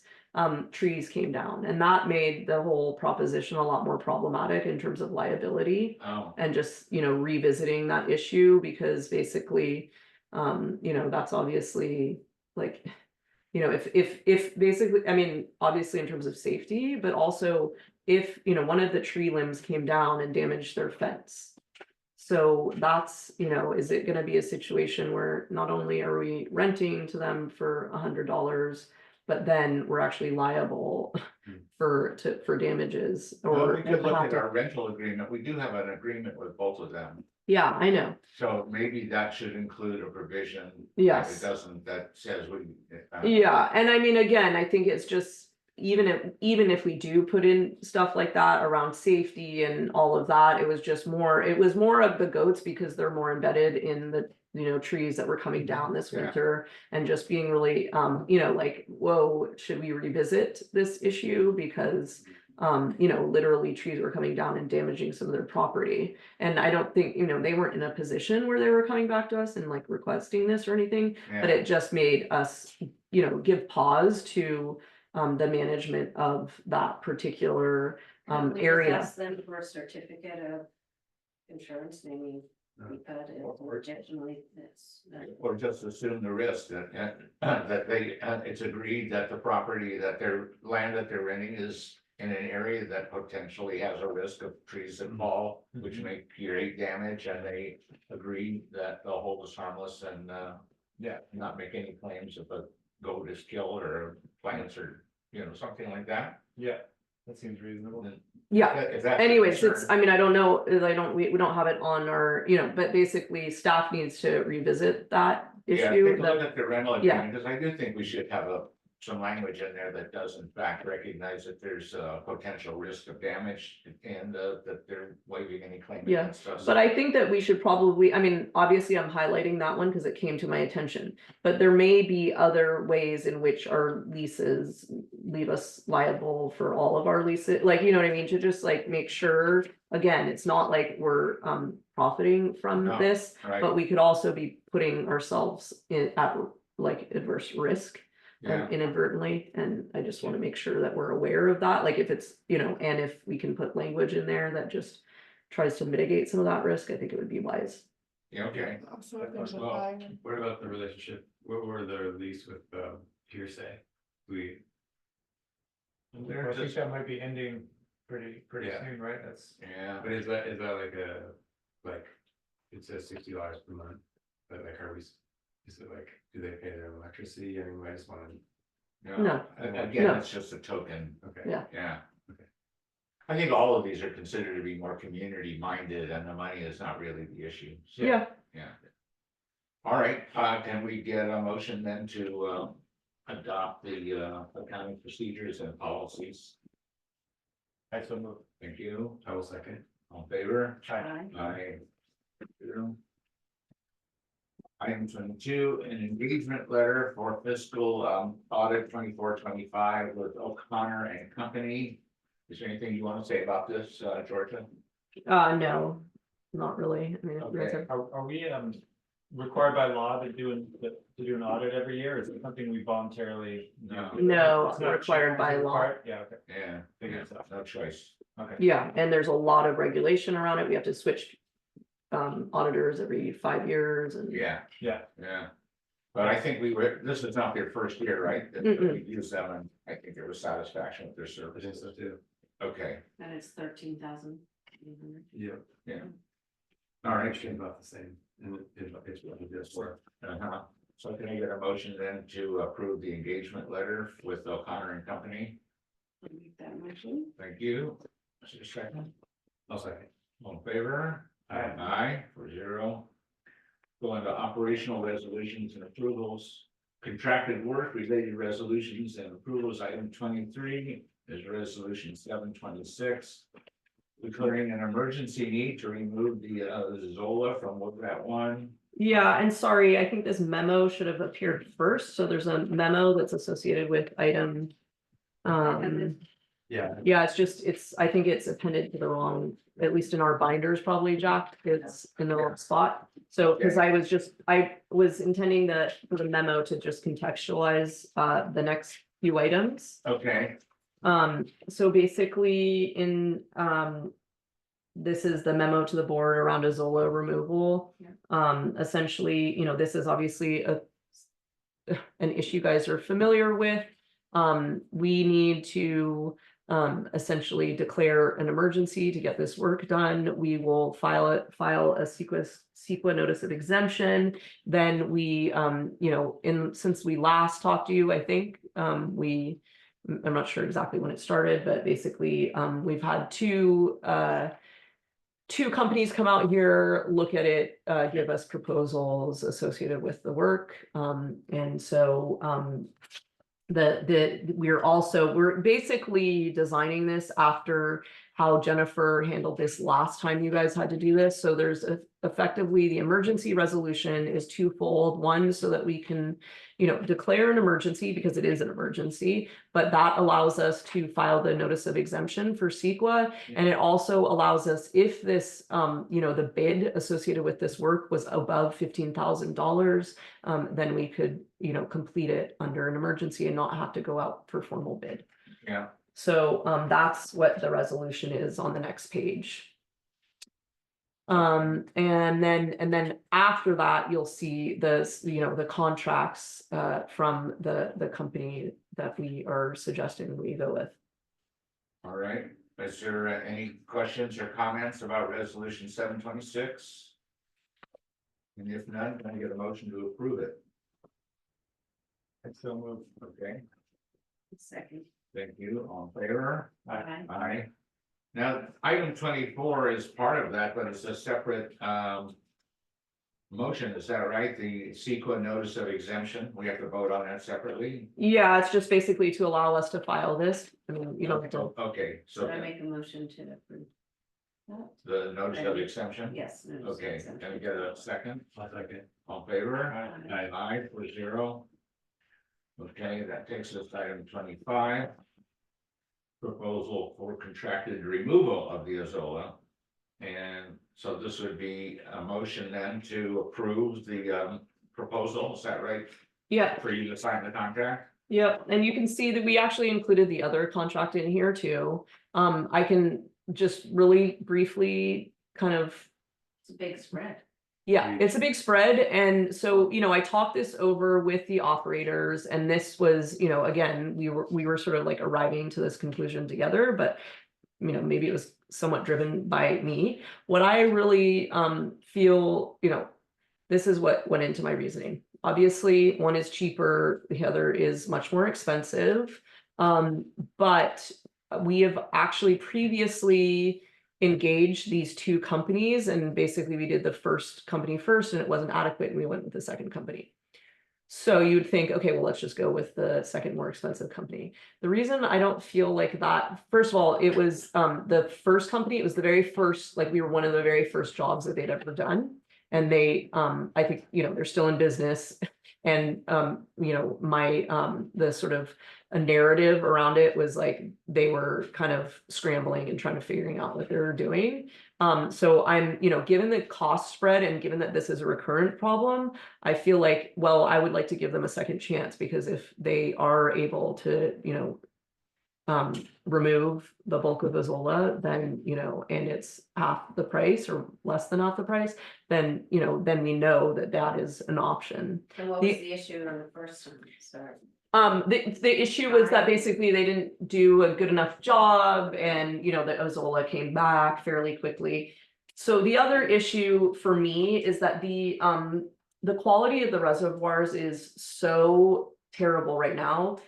Stu assures me that we are not going to have to use the reservoirs this summer. And I personally feel like I would like to have a much more thorough investigation of the quality of our reservoirs and come up with a management plan. And so I just feel like if we spend that $18,000 now, we're not going to be even using the water. What, to me, it's about getting to remove the Azolla so that you're not totally anaerobic, that there's not a big biomass that's falling to the bottom. And I think that the other, you know, the less expensive company, I basically want to give it a shot because it's kind of just like, okay, let's not do a thorough job on something where we're not even going to be using that water. Yeah. Even when we do that, the water quality is so bad right now that it needs to be addressed anyway.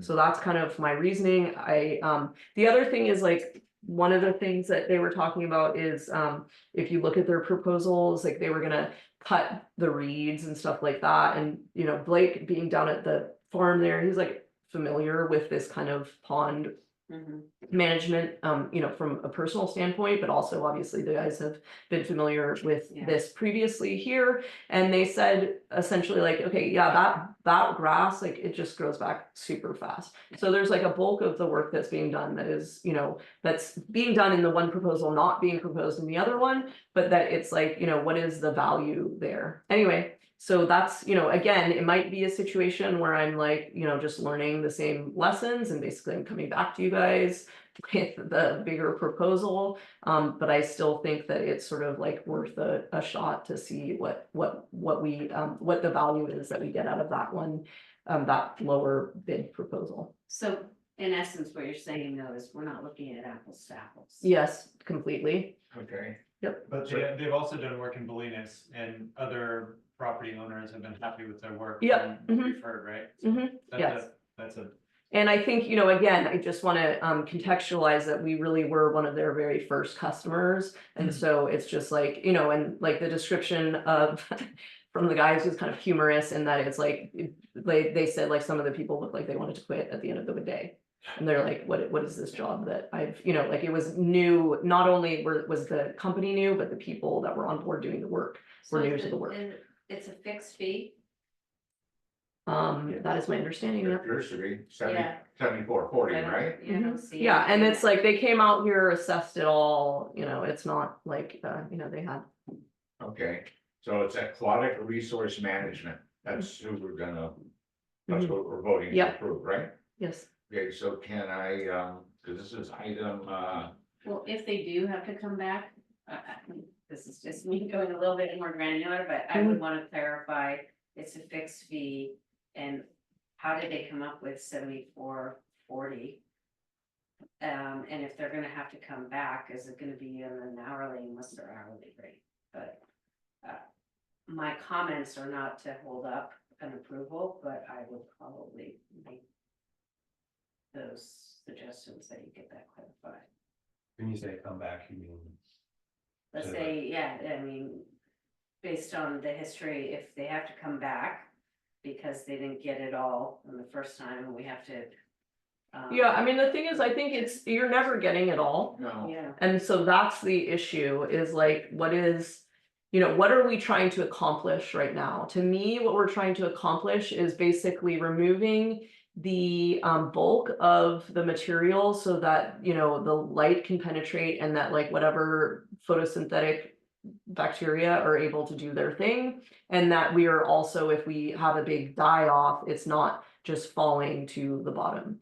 But again, to me, it's not like, oh, we're trying to remove this so that we can get this to, the raw water to potable quality or whatever. It's just like, there's so many other issues right now with the quality. And so, I mean, well, I guess what I'm trying to do is empower you, so you don't have to come back to the board in the event that you need to engage them again. And they need to come back and it's gonna take them another 2 days. And what does that look like on a T&M based on the hourly? Yeah. All I'm saying is, I would typically wanna know, how did they arrive at 74.40? Fixed fee, fine. I think for all the arguments you've proposed as to why you're recommending going, I hear you and support that. But then the other thing I would typically say is, okay, if there's gonna be a change order or some addition, Yeah. what is that? We're T&M and we're $140 an hour, What is T&M? time and materials. Okay.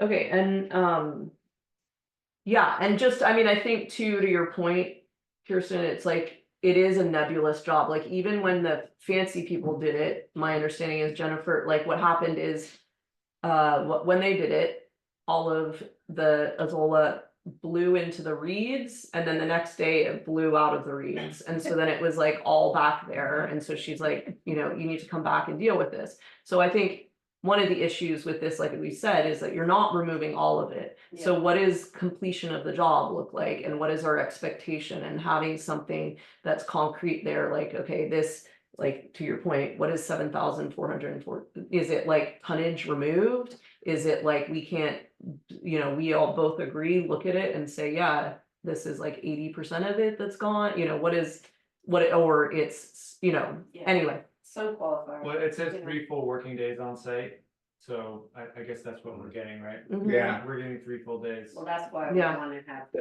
okay, Yeah. that exceeds that, what's the, And if you look at the other companies, it's like almost like they're qualifying that some of the stuff will get into the reeds and then blow out. Yeah, it's probably Yeah. from us. Exactly. Yeah, it's on their proposal. Well, also, how about this proposal that they take it all and they dump it into a trailer where it'll be transferred to a designated dump area on site. And then note, it makes amazing compost, great to find a local farmer site that could put the material to use. Yeah. What if they took it to resource recovery? yes. I mean, so I think what happens is that you dump it really locally because it's so waterlogged. It's too heavy, Okay, okay. it's too, I mean, this is, again, I don't know this and I can check, but basically my understanding is it's dumped very close to the site. Yeah, It dries out and then it's a fraction of that, and then previously Mickey has taken it because it is really good compost. yeah.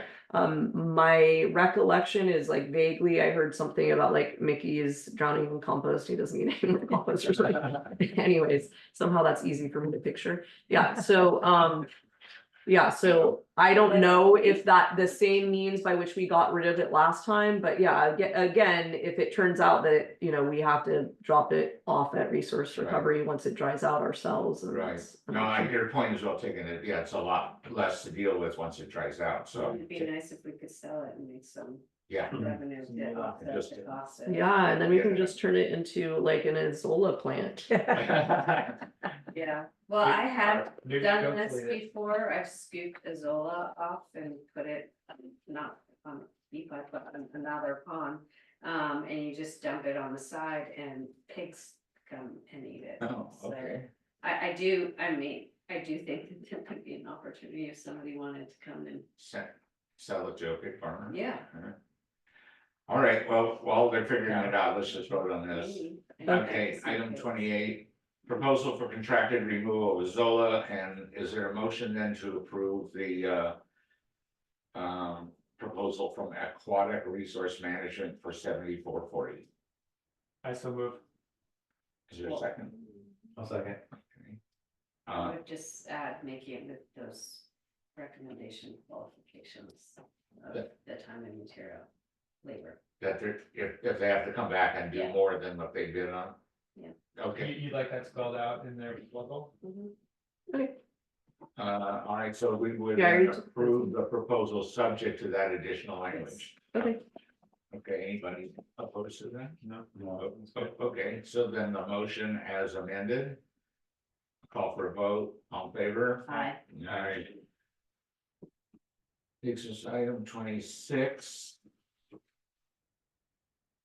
Proposal for IT contracted services. Yeah, similar story to what we were just talking about at Azola. We brought, you know, 2 people out. They looked at our site. We talked about our needs, and then basically they came up with 2 proposals. Again, we've chosen the cheaper option. No, and I really, you know, just to provide some context here, the Ash Cosgrove is Chris Cosgrove. He was a friend, or he was recommended to us by Chris back in Stos. And he's extremely knowledgeable, and I think he's gonna do a really good job and serve our needs. His proposal is more like an a la carte proposal, so the cost is less kind of defined. But it's more like, you know, approaching it from, okay, we're gonna we haven't appropriately budgeted for all of our IT needs this year. And we're gonna kind of minimally support our needs because of that and see how kind of, assess for once we go back and get back into the financial, schedule, like we'll be a little more informed and understand whether we felt totally supported or felt like we needed additional services. Veris is the other company, which is more of a comprehensive IT support plan. And again, it's really hard to compare these because it's super apples and oranges, but and they were also super helpful, and they basically came to us recommended from Stinson. And it seemed really great. They just seem like we're not able to afford what they're offering at this point. Okay, so your recommendation is to go with Ash Cosgrove? Yes, and basically you'll see the costs there are around $10,000, which is around what we budgeted. The finance committee probably remembers this, but basically when I got on board and I was like, hey, can we at least add like $10,000 to our IT budget? Again, I don't think that's gonna fully pay for everything we need because it wasn't including all of the software upgrades that we really needed to make. But at least it's getting us closer to, actually, upgrading our IT support, but, yeah. We think this is somewhat of a growth year, right? Or that we would be spending more than what we typically have spent. On IT? Yeah. Yes, yeah, definitely. A big part of that is also that Chris Backenstos was not appropriately billing us. Right. So we were effectively, getting, again, our IT needs were, we were probably under, like, some of it is upgrading stuff, but some of it is also actually more accurately capturing what it costs to get IT support. It's expensive. Yeah. So in this proposal, Georgia, the Ash Cosgrove Yeah. proposal, they have 4 items listed. 3 of them are about security. Yeah. Firewalls, vulnerability scannings, antivirus software. Do you feel like so these are the immediate upgrades that you want to make?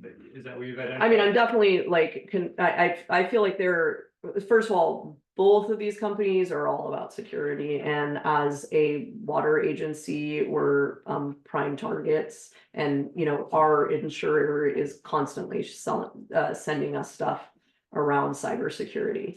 Okay. So, the firewall and stuff like that, it's just around the network and making sure that, we have basically 3 networks here at the plant and at the lab, and ensuring that those are all firewall protected. What is the risk that if we're vulnerable to cyber attack, what is the risk that? Somebody can hack us and mess with the water supply? So there's different risks. One of the things is that we're super low tech. So some of the risks that are present in other water districts are not in our water district, because basically we don't have everything, push of a button, turn on the plant type thing. Yeah. But if you did, then those are some of the risks. But I think more probable, but equally disruptive, or not maybe equally disruptive, but is these ransom. Yeah. Capture all your data means nothing to them, but basically halts us. Yeah. And so, right now when we have everything on a server, and this is proper, some of this is, essentially, I would almost consider it as deferred maintenance, because while Chris was doing some work here, he really wasn't able to attend to our needs. And so he was kind of doing bare minimum, and kind of you can set things up, but you can set them up in a way that it actually makes things quite complicated, and you end up running into problems down the road. And so some of this is basically doing some of these firewalls properly so that all of it is talking well to one another, and so we're not running into problems. But yeah, I feel like obviously these guys are coming at it from this isn't even, these aren't I haven't spoken to the Ash Cosgrove like security expert yet. And the idea is we'll sit down and look at our needs and like kind of tailor it to what we need. But definitely when you talk to IT people, they're coming from that security perspective. But I think that is well placed in terms of like, you know, what we are hearing from our insurer and all of that. Okay, I guess I would want to make sure we're spending our money appropriately, since we can only do so much now. You know, you mentioned that some of our software is old, you know, we're using Microsoft 2000, or I don't remember which exactly, but I'm just want to make sure that our money would be better spent upgrading some of that stuff that you use on a daily basis for your workflow and communicating with the staff. I mean, or if this is really where we should focus I think what you'll find is that these guys won't even work with you unless you do that security, because they think it's so central to their, yeah. So that's what happened with Varus. I was like, can we not get all of these things? Can we? And they're like, well, we will not compromise on any cybersecurity stuff. Okay, yeah. And I didn't even actually delve into that with Cosgrove, but I mean, given the way that he's emphasized cybersecurity, I doubt that he would be willing to entertain like, oh, can we just like not get a fire, you know, have our firewall upgraded or whatever. Okay. I don't think that, you know, and I mean, again, I think this is with like a huge grain of salt. This is not my area of expertise. But I also, you know, I've already had you know, there's one of the things in here is like a training session. I did a training session with Chris. I find him extremely trustworthy. I mean, that's also, you know, some of this is just like, you know, gut feeling about, you know, he lives in Inverness. I think he understands sort of like our agency, and was really concerned with ensuring that our costs were kept low, like, and that he wasn't upselling us for stuff. And so I just, you know, obviously not being an IT expert myself, I really valued that kind of relationship where I feel like I can really trust him and that he's not selling me something that we don't need.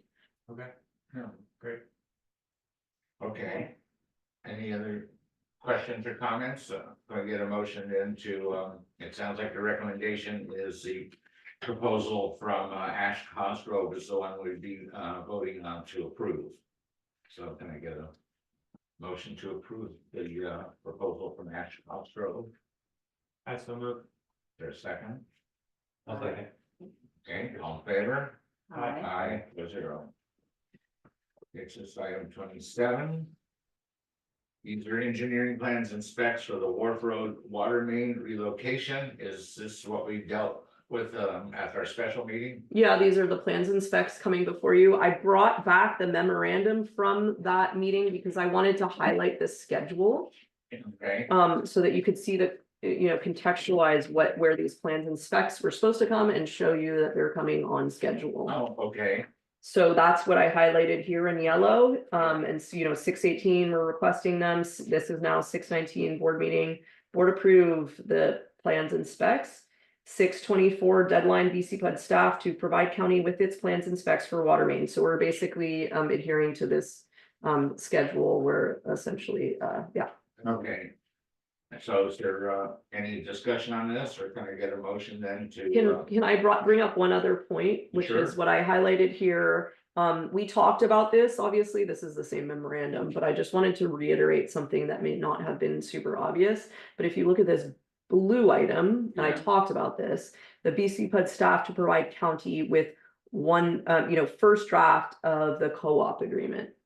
So what I would recommend at this point is if you look at when we need to get that by, that's before our next regular meeting. Yeah.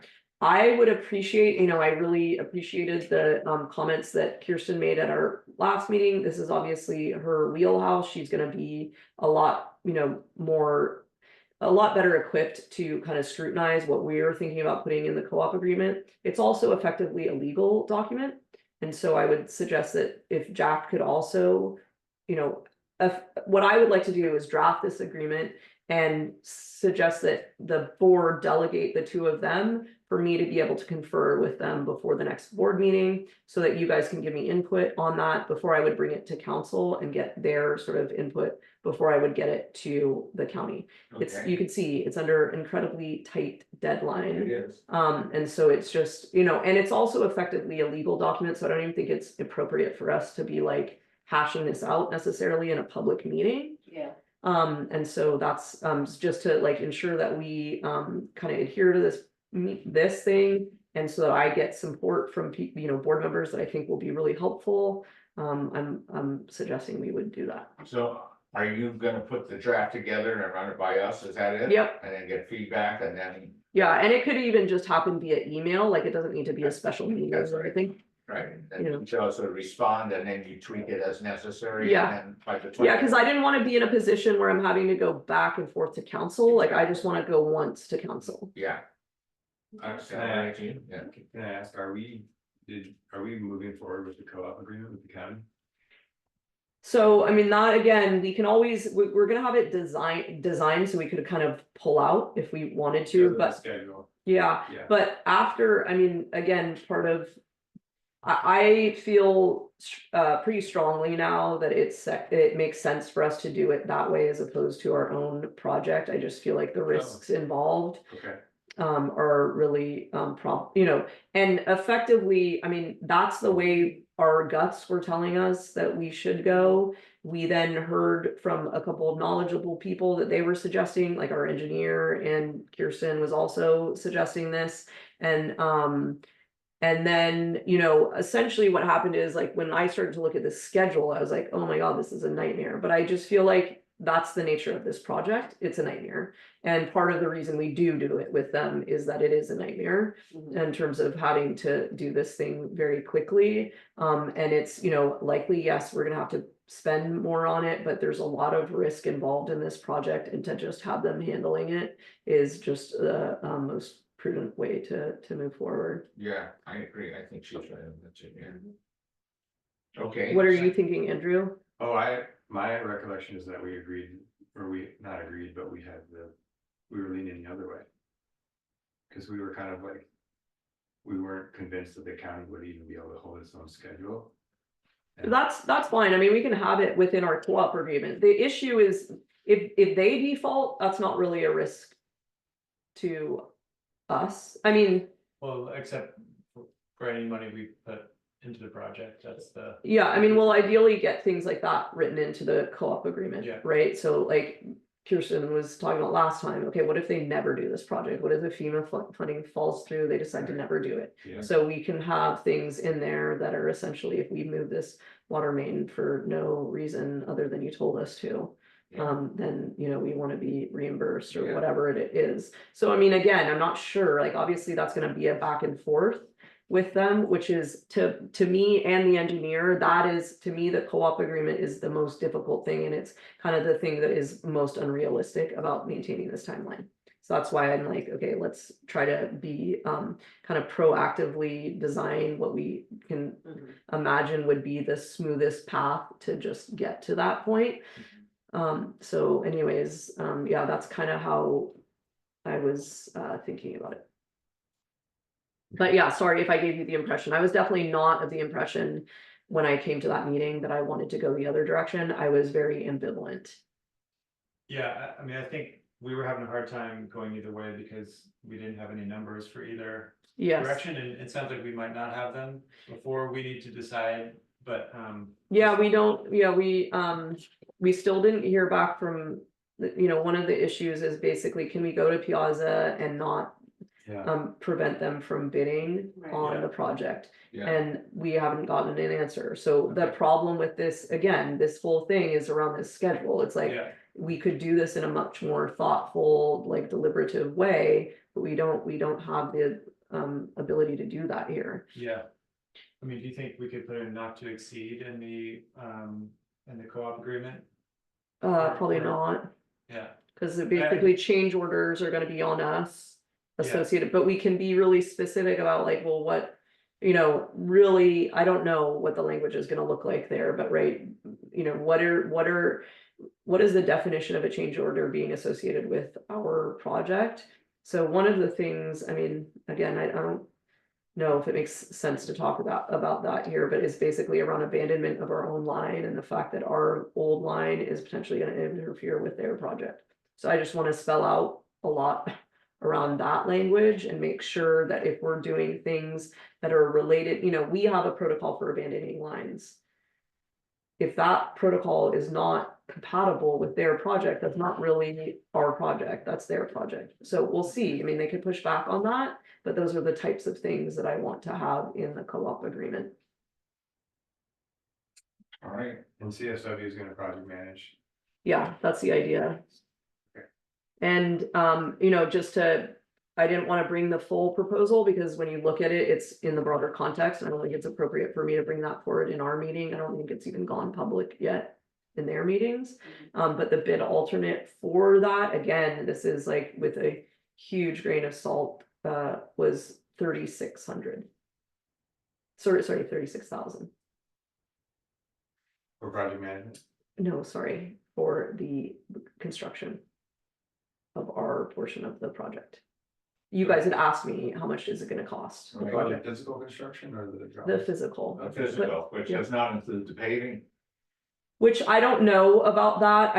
I'm pretty sure it does not, you know, we are not supposed to have to pay for paving. Right. What I don't fully understand is how our engineer, I mean, again, I think it was like a huge kind of guess as to what, you know, because it's like, it costs a lot more to do work out here. This is under an emergency basis. So who is gonna actually bid for this project? So, I mean, I was kind of like, you know, I felt like I told you I was gonna give you a number, the engineer gave me a number, but I am almost like, I wish I didn't have to give you a number because Yeah. I don't think it's very realistic. I'm gonna forget Or, about it. you know, there's not a lot you can hang your hat What on. about it? The other thing is just to point out that obviously this project is not budgeted. So it will have to come out of reserves. Yeah. Yeah. Well, that one issue that had come up several times was the paving thing, and I understood that the county was gonna pick that up. Yeah. So, Yeah, and it's just not clear, like, okay, you know, paving is half the cost for our projects when Piazza does it. That's my understanding. That's how Jennifer describes it broadly. For this particular project, if that's the case, I don't know, because we probably have, you know, maybe markups associated with the county doing this, leading this work, maybe likely markups with the emergency nature and who we actually get to bid on this work. But again, so I don't really know if that's that same formula can be applied here. would that be included though in the co-op agreement? The Yes, paving yes, cost? yes, yes, Okay. yes. All right. Yeah, and so like, again, I mean, there's all kinds of details that I want in understanding now a little bit more about the design. I'm like, well, this is an issue and let's make sure we put that. And I mean, again, that's why I want to be able to confer with you because I'll basically put everything I want in there. Yeah. And I have an understanding. I mean, again, to streamline, I talked to the county. I'm like, what do you want in there? Because we're gonna be the first ones drafting it. So I want to put that in there. I want to put everything we want to put in there. I want to have your guys' input to be like, okay, no, you know, modify the language or make sure you include this and then bring that back to the county. And they may be like, no, Yeah. you know. I think we should be hyper specific, because if we were to do this kind of the first option with Piazza, the scope and the cost will be so much less than with the county doing this. The county doesn't even know what they're doing yet. Mhm. And it's gonna snowball into like this confusing thing, if it even happens. Yeah. No disrespect to the county, but like, this is the big stretch for them to like be on this schedule and to get this done the way that they're proposing to do it. Mhm. So that's why I thought it was dangerous for us financially to do it with them, because I think it's gonna be like magnitudes bigger than what Piazza would cost. Really? You mean just our portion? Yeah, Just moving the I think- water? yeah, I think it's gonna be huge compared to if we did it with Piazza privately. Really? Yeah, But Piazza wouldn't be a candidate for them to potentially, bid out. yeah. I mean, county's gonna be required to go with the lowest bidder yeah, anyway. but if the county is involved, it's gonna be more expensive. Hmm. It's just like, that's just the way it is, you know, it's gonna be slower and it's gonna be more expensive.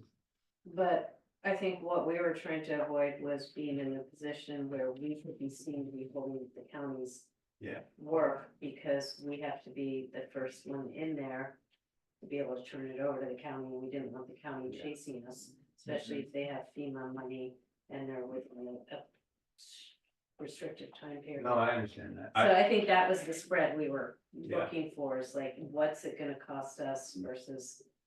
Sure, Yeah, I mean, I have no doubt that it will cost less. I also don't doubt that we are taking on unknown risks by doing it ourselves. yeah, And so, you know, and again, it's just like we were talking about this at the special meeting. It's really hard without understanding what the difference is in cost, because that's effectively the risk Yeah. of doing it with the county. It's a financial risk. We yeah, don't actually know what that number is. So it's like, right. And so right now, the risk is us just putting money down in terms of the design fees for a project that we never materialize. That's our current risk. Well, yeah, that's a good point. I mean, we presumably the whole project won't move forward if the county is effing up. Whereas like if we do it ourselves, we could do it and then we're like, county, where are you? Right. Whereas the other one is just incurred costs associated with the engineer design, and then the whole thing never happens. Yeah. Well, I think you could put that in the co-op agreement as well, that. Yeah, engineering costs, if Yeah. Yeah. if Well, I our think portion. that's what we were talking about last time, right? Okay, Well, so no, I- because you could imagine that the project gets delayed, like if it's done as a bid alternate. And let's say their project, they start their project and they're like, oh my God. You know, so basically our water main's been moved and then they're like, you know what, this is way worse, we're not gonna do it, this, you know, whatever they decide. Yeah. So it's like there's potential kind of off ramps for the county. Where it's like off ramp right away and basically all we've incurred are the engineering costs and hey, then you pay those. Off ramp at the point where we've already moved our main, then you pay for the engineering and our cost to Yeah. build. Yeah. Yeah. All right. And they're gonna have a contingency Around what, sorry? around their project, whatever, they're gonna have some kind of, if they bust a pipe and it actually is more damage to our system than what they had originally bid or anticipated, they will have a contingency for unknown conditions that they can dig into You mean in the co-op agreement? in the FEMA. Oh. That was the other reason I was. Oh. thinking Uh-huh. They'll have funding. Uh-huh. Well, it sounds like we're gonna do the co-op. Yeah, I mean, we haven't decided, you're not deciding that right now. Again, that's the sort of line that we're pursuing. Because the point, I mean. Yeah, I mean, hopefully we get, I mean, again, hearing you, Andrew, it's like anytime I start to think about this too deeply, then I start to second guess my sort of like instinct of go with the county. I'm sorry. No, but I mean, I understand, I appreciate your thinking about it again, but it's just like. Yeah. Yeah, I mean, it's scary when it's like, oh, it actually wasn't $36,000, it was $100,000, Yeah. like that's very, you know, possible. Yeah, Yeah. I think we could hire Piazza to do it before the county even goes out to bid. I think that's what's gonna happen. And I think the county is gonna be getting pressure from the homeowners. So that they are gonna do the project, that's what my gut says, so like, I think they aren't gonna back out. Because the homeowners are gonna be like, well, what about our road? It's Mhm. falling apart. So they're gonna get pressure, so they are gonna do the project, but I think they just drag their feet so much. That, Well, this is such a tight schedule, yeah. Yeah, I mean, I don't feel like, I mean, I don't get any sense that they're dragging their feet, it's like the opposite, it's like, The schedule isn't a free. You know, and like- For sure. yeah. It's almost so fast, it's not realistic. Yeah, They tried to read for 6 well, months. that's kind of what I'm sniffing is like, it's unrealistic. It's It not- seems like it's it not doesn't. gonna happen. I know, especially on the county. Well, we gotta keep pushing on. Yeah, and I mean, just to be clear, I don't think like it's not a situation where I think I said this at our special meeting. It's not a situation where if we go out on our own, we wouldn't have an MOU with them that describes similar things to our cooperative agreement. Sure. Yeah. So like that kind of work needs to be done either way Yeah, to yeah. be like, hey, we're doing this project because you told us to do this Yeah. project. Yes. And that's true in either circumstance, and yeah, So it's a way for us to draft the agreement, send it to them, see what they say about it. and see yeah, what I they- mean, I really wish we could receive word from council, because then we could be much more informed, we could at least find out from Piazza, share the design with Piazza Yeah. and be like, oh, what do you think? But again, it's just like, Well, hopefully we can. No, I totally understand that. it's just very annoying to be adhering to this environmentally tight Yeah. schedule. Yeah. Well, Well, we're supposed to get the final draft of the co-op agreement for board's approval at the 7/17, the July meeting. Yeah, but unfortunately, you'll see that what happens before that is the 7/16 meeting is, sorry. No, WMC meeting approves, sign and finalize co-op agreement. Yeah, that's fine. Sorry, just forget that I Yeah. said anything. So I thought, we will have a chance to, Oh, We so can yes, copy now that I'm out. remembering what I was thinking, Jack. The problem with that is like you guys can't really provide any revisions because basically it's going very quickly back to the board of supervisors. the Board of Supervisors. I'm trying to remember, sorry, I'm just, Well, it says that Yeah. the 7/16 meeting. they're approving it, the Yeah, full, so by including. the time we meet on the 17th, it's a fait accompli, or really all we're supposed to do is sign and finalize. Yeah, so no, yeah, the Marin County Board of Supervisors, 7:30. That's when they're approving our signed and finalized co-op agreement. So, you could have an opportunity. We could just back out at our July meeting and go, you know what? But the thing is, the idea is that you're signing it at our regular meeting next time. Yes, And Yeah. so it's not like, I mean, and this is what I was gonna say. So we could call a special meeting before that Board of Supervisors. If you guys are like, no, we hate this, then the problem is I'd have to go back to council and I have to bring that thing back to the county and be like, are you guys okay with this? And the other thing is that they said, like while you see that meeting, that, their 7:30 meeting looking like it's 2 weeks out, they have a lot more scrutiny around what they can even bring to their Board of Supervisor meeting, and it has to go through all of this like channel. Mhm. And so I would suggest that we see, even though there looks like there's some wiggle room there, that 7/7 or our regular July meeting, you guys are signing something. And it's already passed through council, and so it's more like you're just, stamping it. yeah, And you're giving a lot of discretion to Kirsten and Jack to be like, you guys have been involved in this process and we trust you. good luck.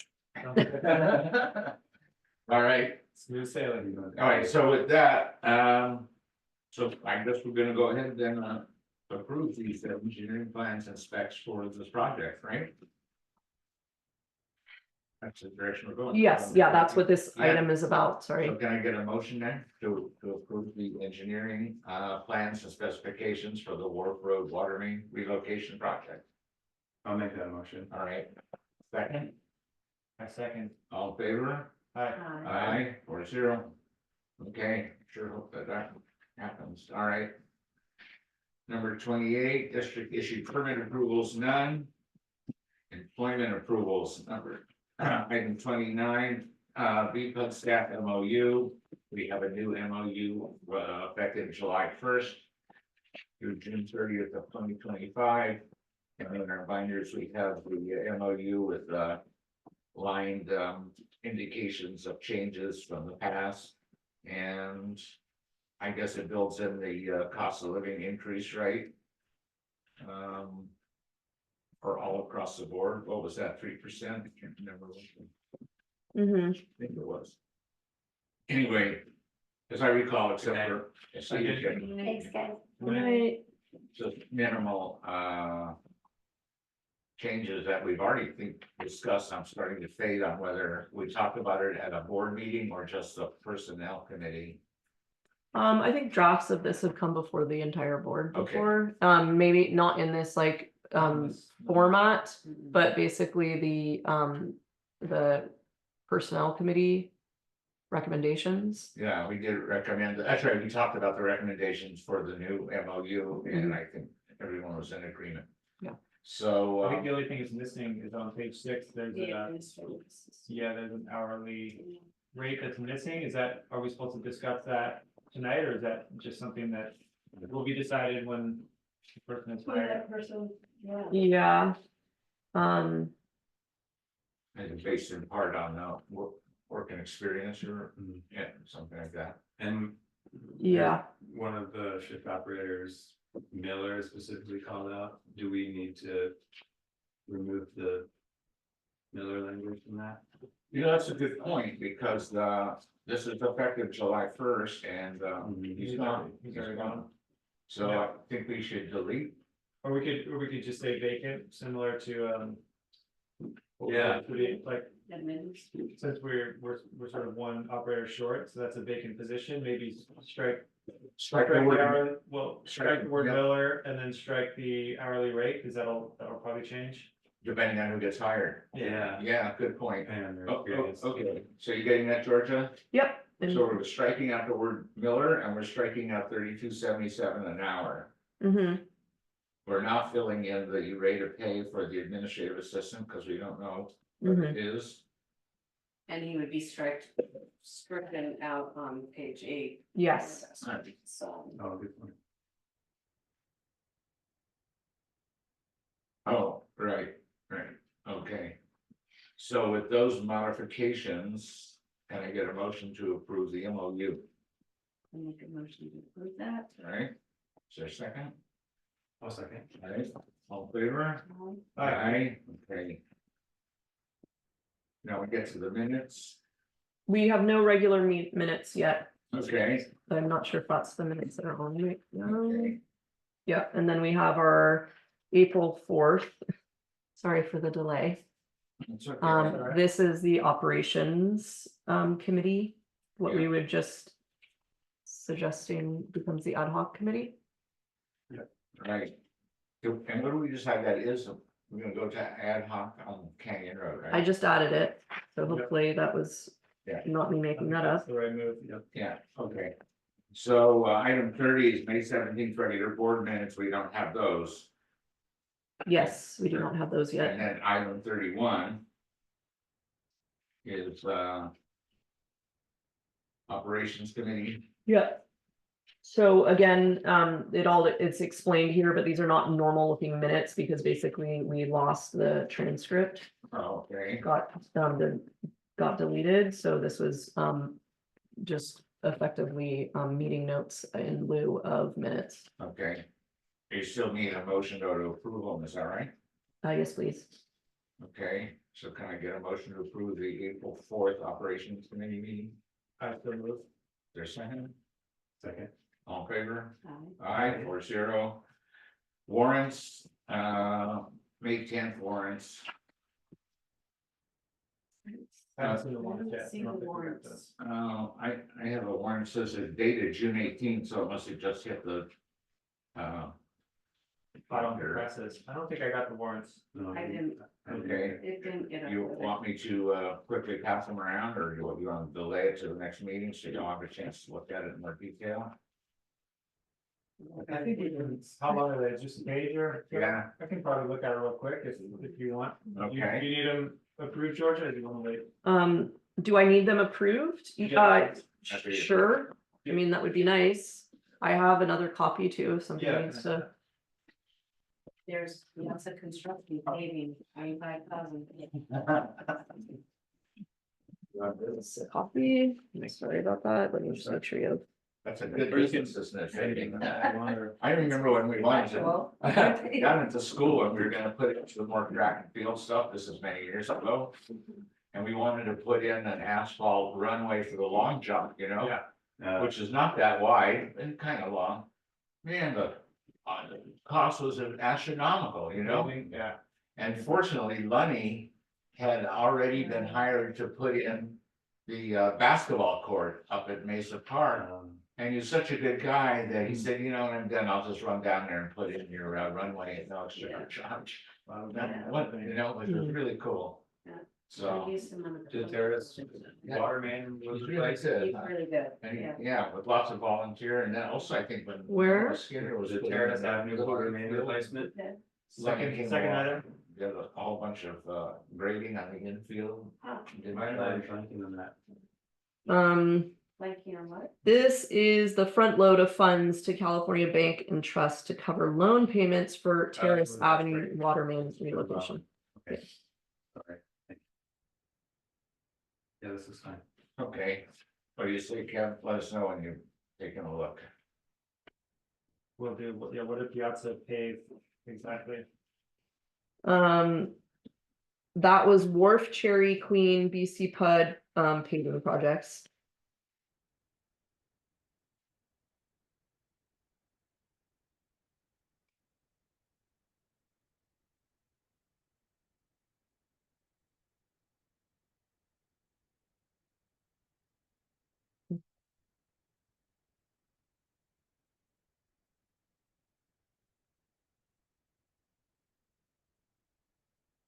You know, there's that PG&E chart you were asking earlier about the solar, the loss of the solar panel, I think.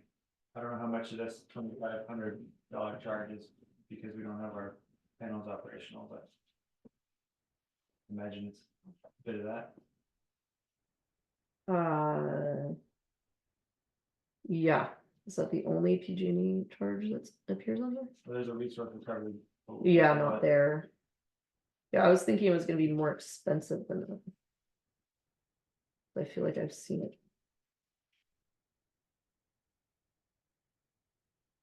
Would a monthly PG&E be higher than that? PG&E is just gouging the public and getting permission from the Utilities Commission. What a joke that is. I know. And there's no way to like really understand your bill. On the bills, and then you get that true up at the end, and it's just monstrous, you Yeah. know? I get these bills that say no charge each month, I get that. And then in November, it's, you know, $3,500. So, Really? yeah, That's a different billing system than I have. oh, I want to get your, maybe you don't have the smart meter or something. I do have a smart meter. Yeah. And I have Why some would they- solar panels that supposedly cut into my bill, but. Hmm. You know, normally the bills are really small each month, Why would they maybe have to- $10. Why would they have to true it up if you have a smart meter and they're getting data? Because- constantly? The solar, I'm paying, yeah, well, you have Okay. solar? I have solar panels. That's why, Yeah, yeah, I mean, mine's like, sometimes it's like $2 a month. and Yeah. then you true it up. and it's a monster bill once a year. It's monstrous. Oh, Foggy month, it's the July Like- bills. Really expensive. 70, I mean, my bills are really. oh, no, mine are giant. Well, 'cause I All right, serious. Is that Okay, it? I'm good, yeah, no, I'm good on the warrants. We were trying to give you some quote time. Okay, can I get a motion to approve the warrants? I so moved. Thank you. Second, Good. thank you, all in favor? Aye. Aye. 4-0. Okay, meeting closing, materials to be signed by board members. I've got about a half a dozen resolutions and I'll sign those. I think there's nothing else, right? Nope. Future agenda items we've already discussed, I believe. Oh, I've got a few that I'd like to Oh, see actually. please. Going back to your manager's report, Georgia, and seeing the way you're presenting data in new ways, I'm really excited about that. I would find it useful also to see customer water usage data, maybe on a quarterly basis. It helps me think about policy, BPUD policy, LWUPs, all this stuff. I'm wondering if there's an easy way for you to share that with the board. You mean like redacted, so you wouldn't see? Could be redacted if it needs to be, but it's also helpful to see, especially for businesses. I mean, if it's redacted, I don't know what's. I Yeah, don't need the name, but I think the address would be helpful, at least. I don't know. I mean, it's just water usage. It's not, you know, health data, credit data, social security numbers.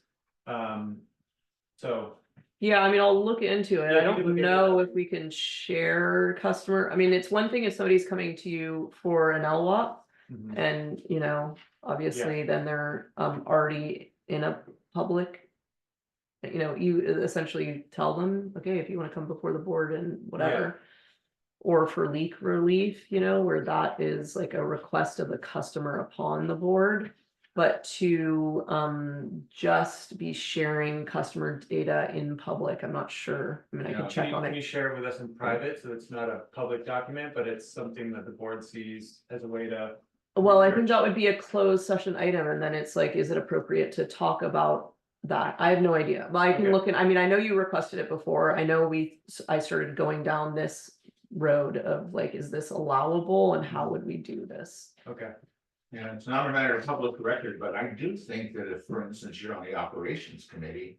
And you are concerned about certain kind of water usage, that you're entitled to go through our records to do some research. And then I can recall one time a few months ago when one of our customers who got nailed because every year he has this excessive use, which he Yeah. then claims is a leak, blah, blah, blah. And one of our board members said, well, I went through all of your records for 3 years and I'll tell you, you do it every year. Yeah.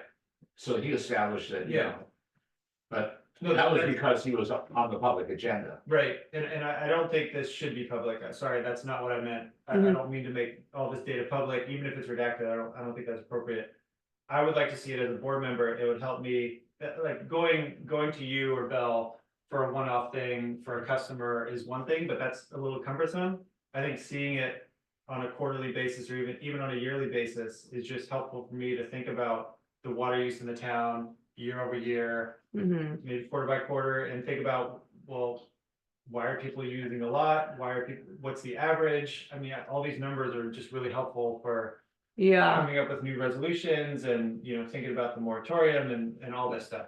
Because Well, if otherwise, we can we're make- just sort of guessing and, you know, we talk to people about their water usage and we see people come in occasionally and we learn about them, but it's not a comprehensive picture, like a granular comprehensive picture of the town. And I would really like that. So Okay. if it's Yeah, I mean, possible- it might be a situation, you know, obviously, if we are looking or scrutinizing that in a public meeting, then those documents become public. And so that doesn't seem like this meeting doesn't seem like the appropriate forum for it. But maybe it is like in the form of, I don't know. I don't even know what that like, all of those standing committees, those are also public meetings. Yeah. So it doesn't, you know, if you looked at that in an operations committee meeting, that would also be public. Yeah. So I don't know what that looks like, or if it's just like you coming in and like looking at data, I just recall, personally. and we were having drought issues, that we started to identify the biggest water users, right? The Mhm. people who were just using way too much water. And the staff did that, right? Now, I can't recall whether that was shared with us, whether the customer was shared or just that we identified 10 of them. And here's the big users without telling us the name. You recall? How- Yeah. No, I wasn't. You know, it's not on the board, do you recall that? Yeah. So how did we do that? Because we did talk about, well, we gotta do something about these big excessive water users.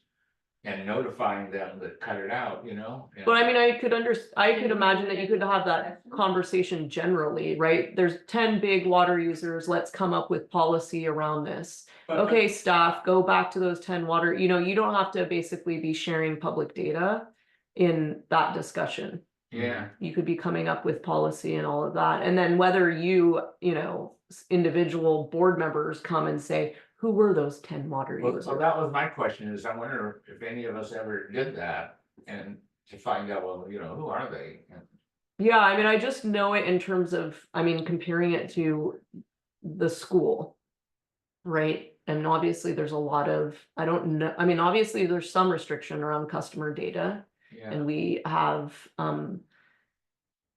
a legal mandate to not be like leaking people's addresses and all of that. And we're obviously, I mean, we don't do like credit card stuff yet. But I just want to be careful about Yes. what we would yeah, be. yeah. Yeah, well, maybe it's a question for council. And I also don't want to be like, you know, I don't think it could be a situation where it's like, oh, okay, well, we do a lot of work around it and then we present you with some like graphs or whatever. I don't feel like I want to take that work on right now too. So I really appreciate that it's useful work. And if it's possible, it's, you know, great for you to be basically doing some of this like data mining around our customer base. But it's just like, you know, how do we do that? Yeah, no, I'm not asking you to create new graphs. Yeah. I just want the raw data. No, I know. I'm just saying, like, if it's basically we get a response from the council and they're like, yeah, this is the way you would do it. You would do all of this work, redact it all, and then present it to the board member or whatever. I don't want it to, you know, I mean, I'm trying to be, Yeah.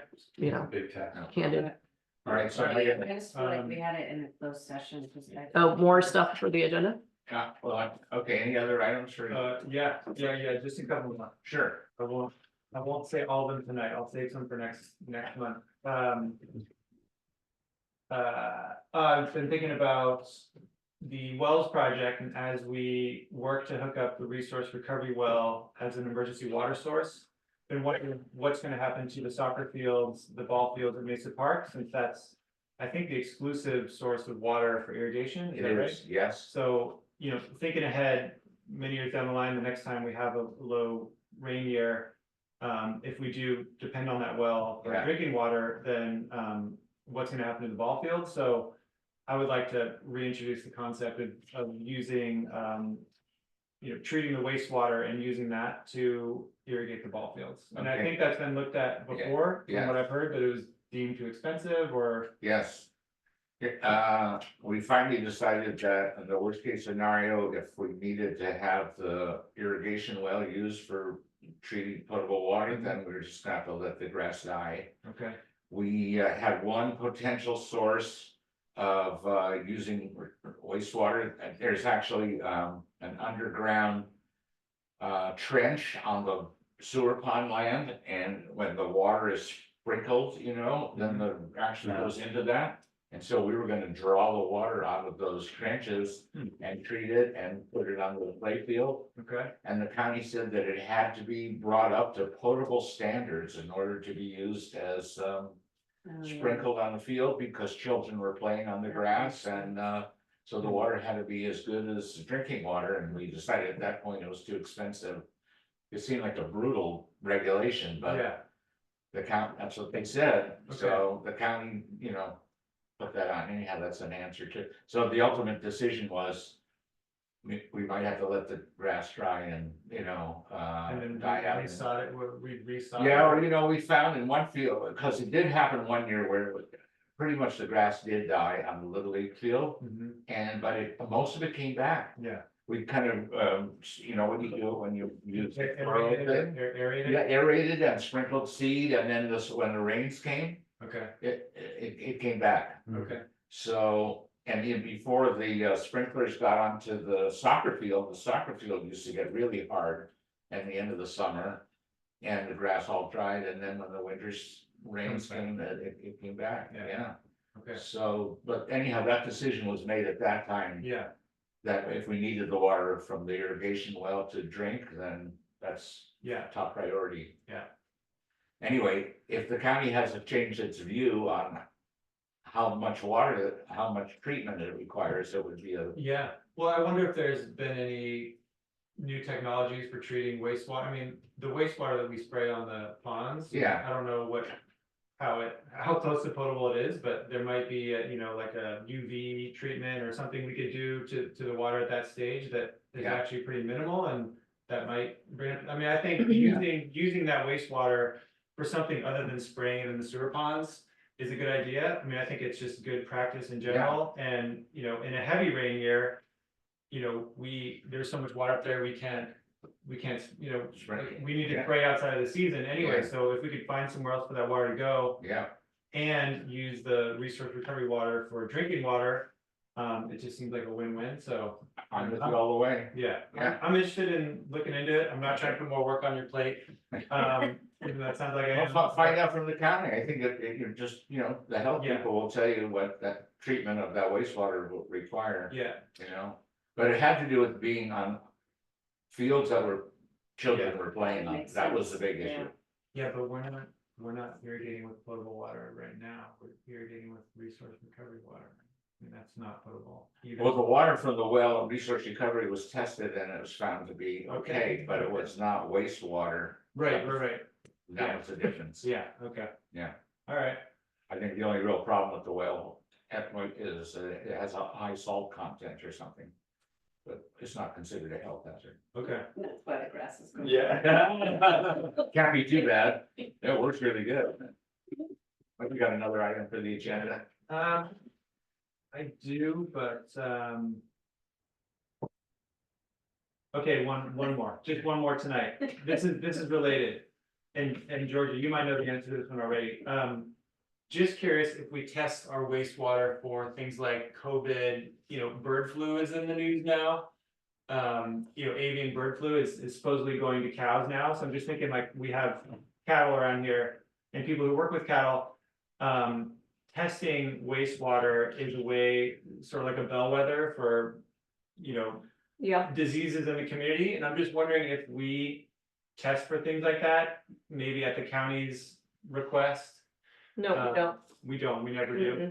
Mm-mm. Cause I know like, especially in cities, they will test wastewater and that's how they can figure out if there's a COVID, a new strain Yeah. of COVID going through the But I city. honestly think that that's the health departments that are usually doing that, and then they request, they work with the sewer department to say, can we get samples or whatever. I don't think those are usually spearheaded by the utility itself. Yeah, okay, I was just sort of curious if the county has ever asked us to do any kind of special No. that you know. No, and I mean, sometimes it's like universities spearheading it too, like they might come out to you and be like, oh, but we haven't gotten any requests. Yeah. I'm also thinking of it sort of like in a fentanyl kind of a, train of thought, like if there's fentanyl in our town, that I'd love to know about it personally. So if it showed up in our wastewater, I think that would be, good information for us to have as a town. So just wanted to throw that out there. Okay. Do you want to put that on the agenda or is that just? Well, I mean, I'm throwing these things out there to see, like throwing spaghetti on the wall to see if there's any interest. It sounds like there's not, and that's okay. So. Okay. Are we done? Done for now. Okay, meeting adjourned. Well, you're Sure, just planting 40. seeds. Yeah. I don't think it's a done. Just planting discussion. seeds. Yeah. Yeah, yeah.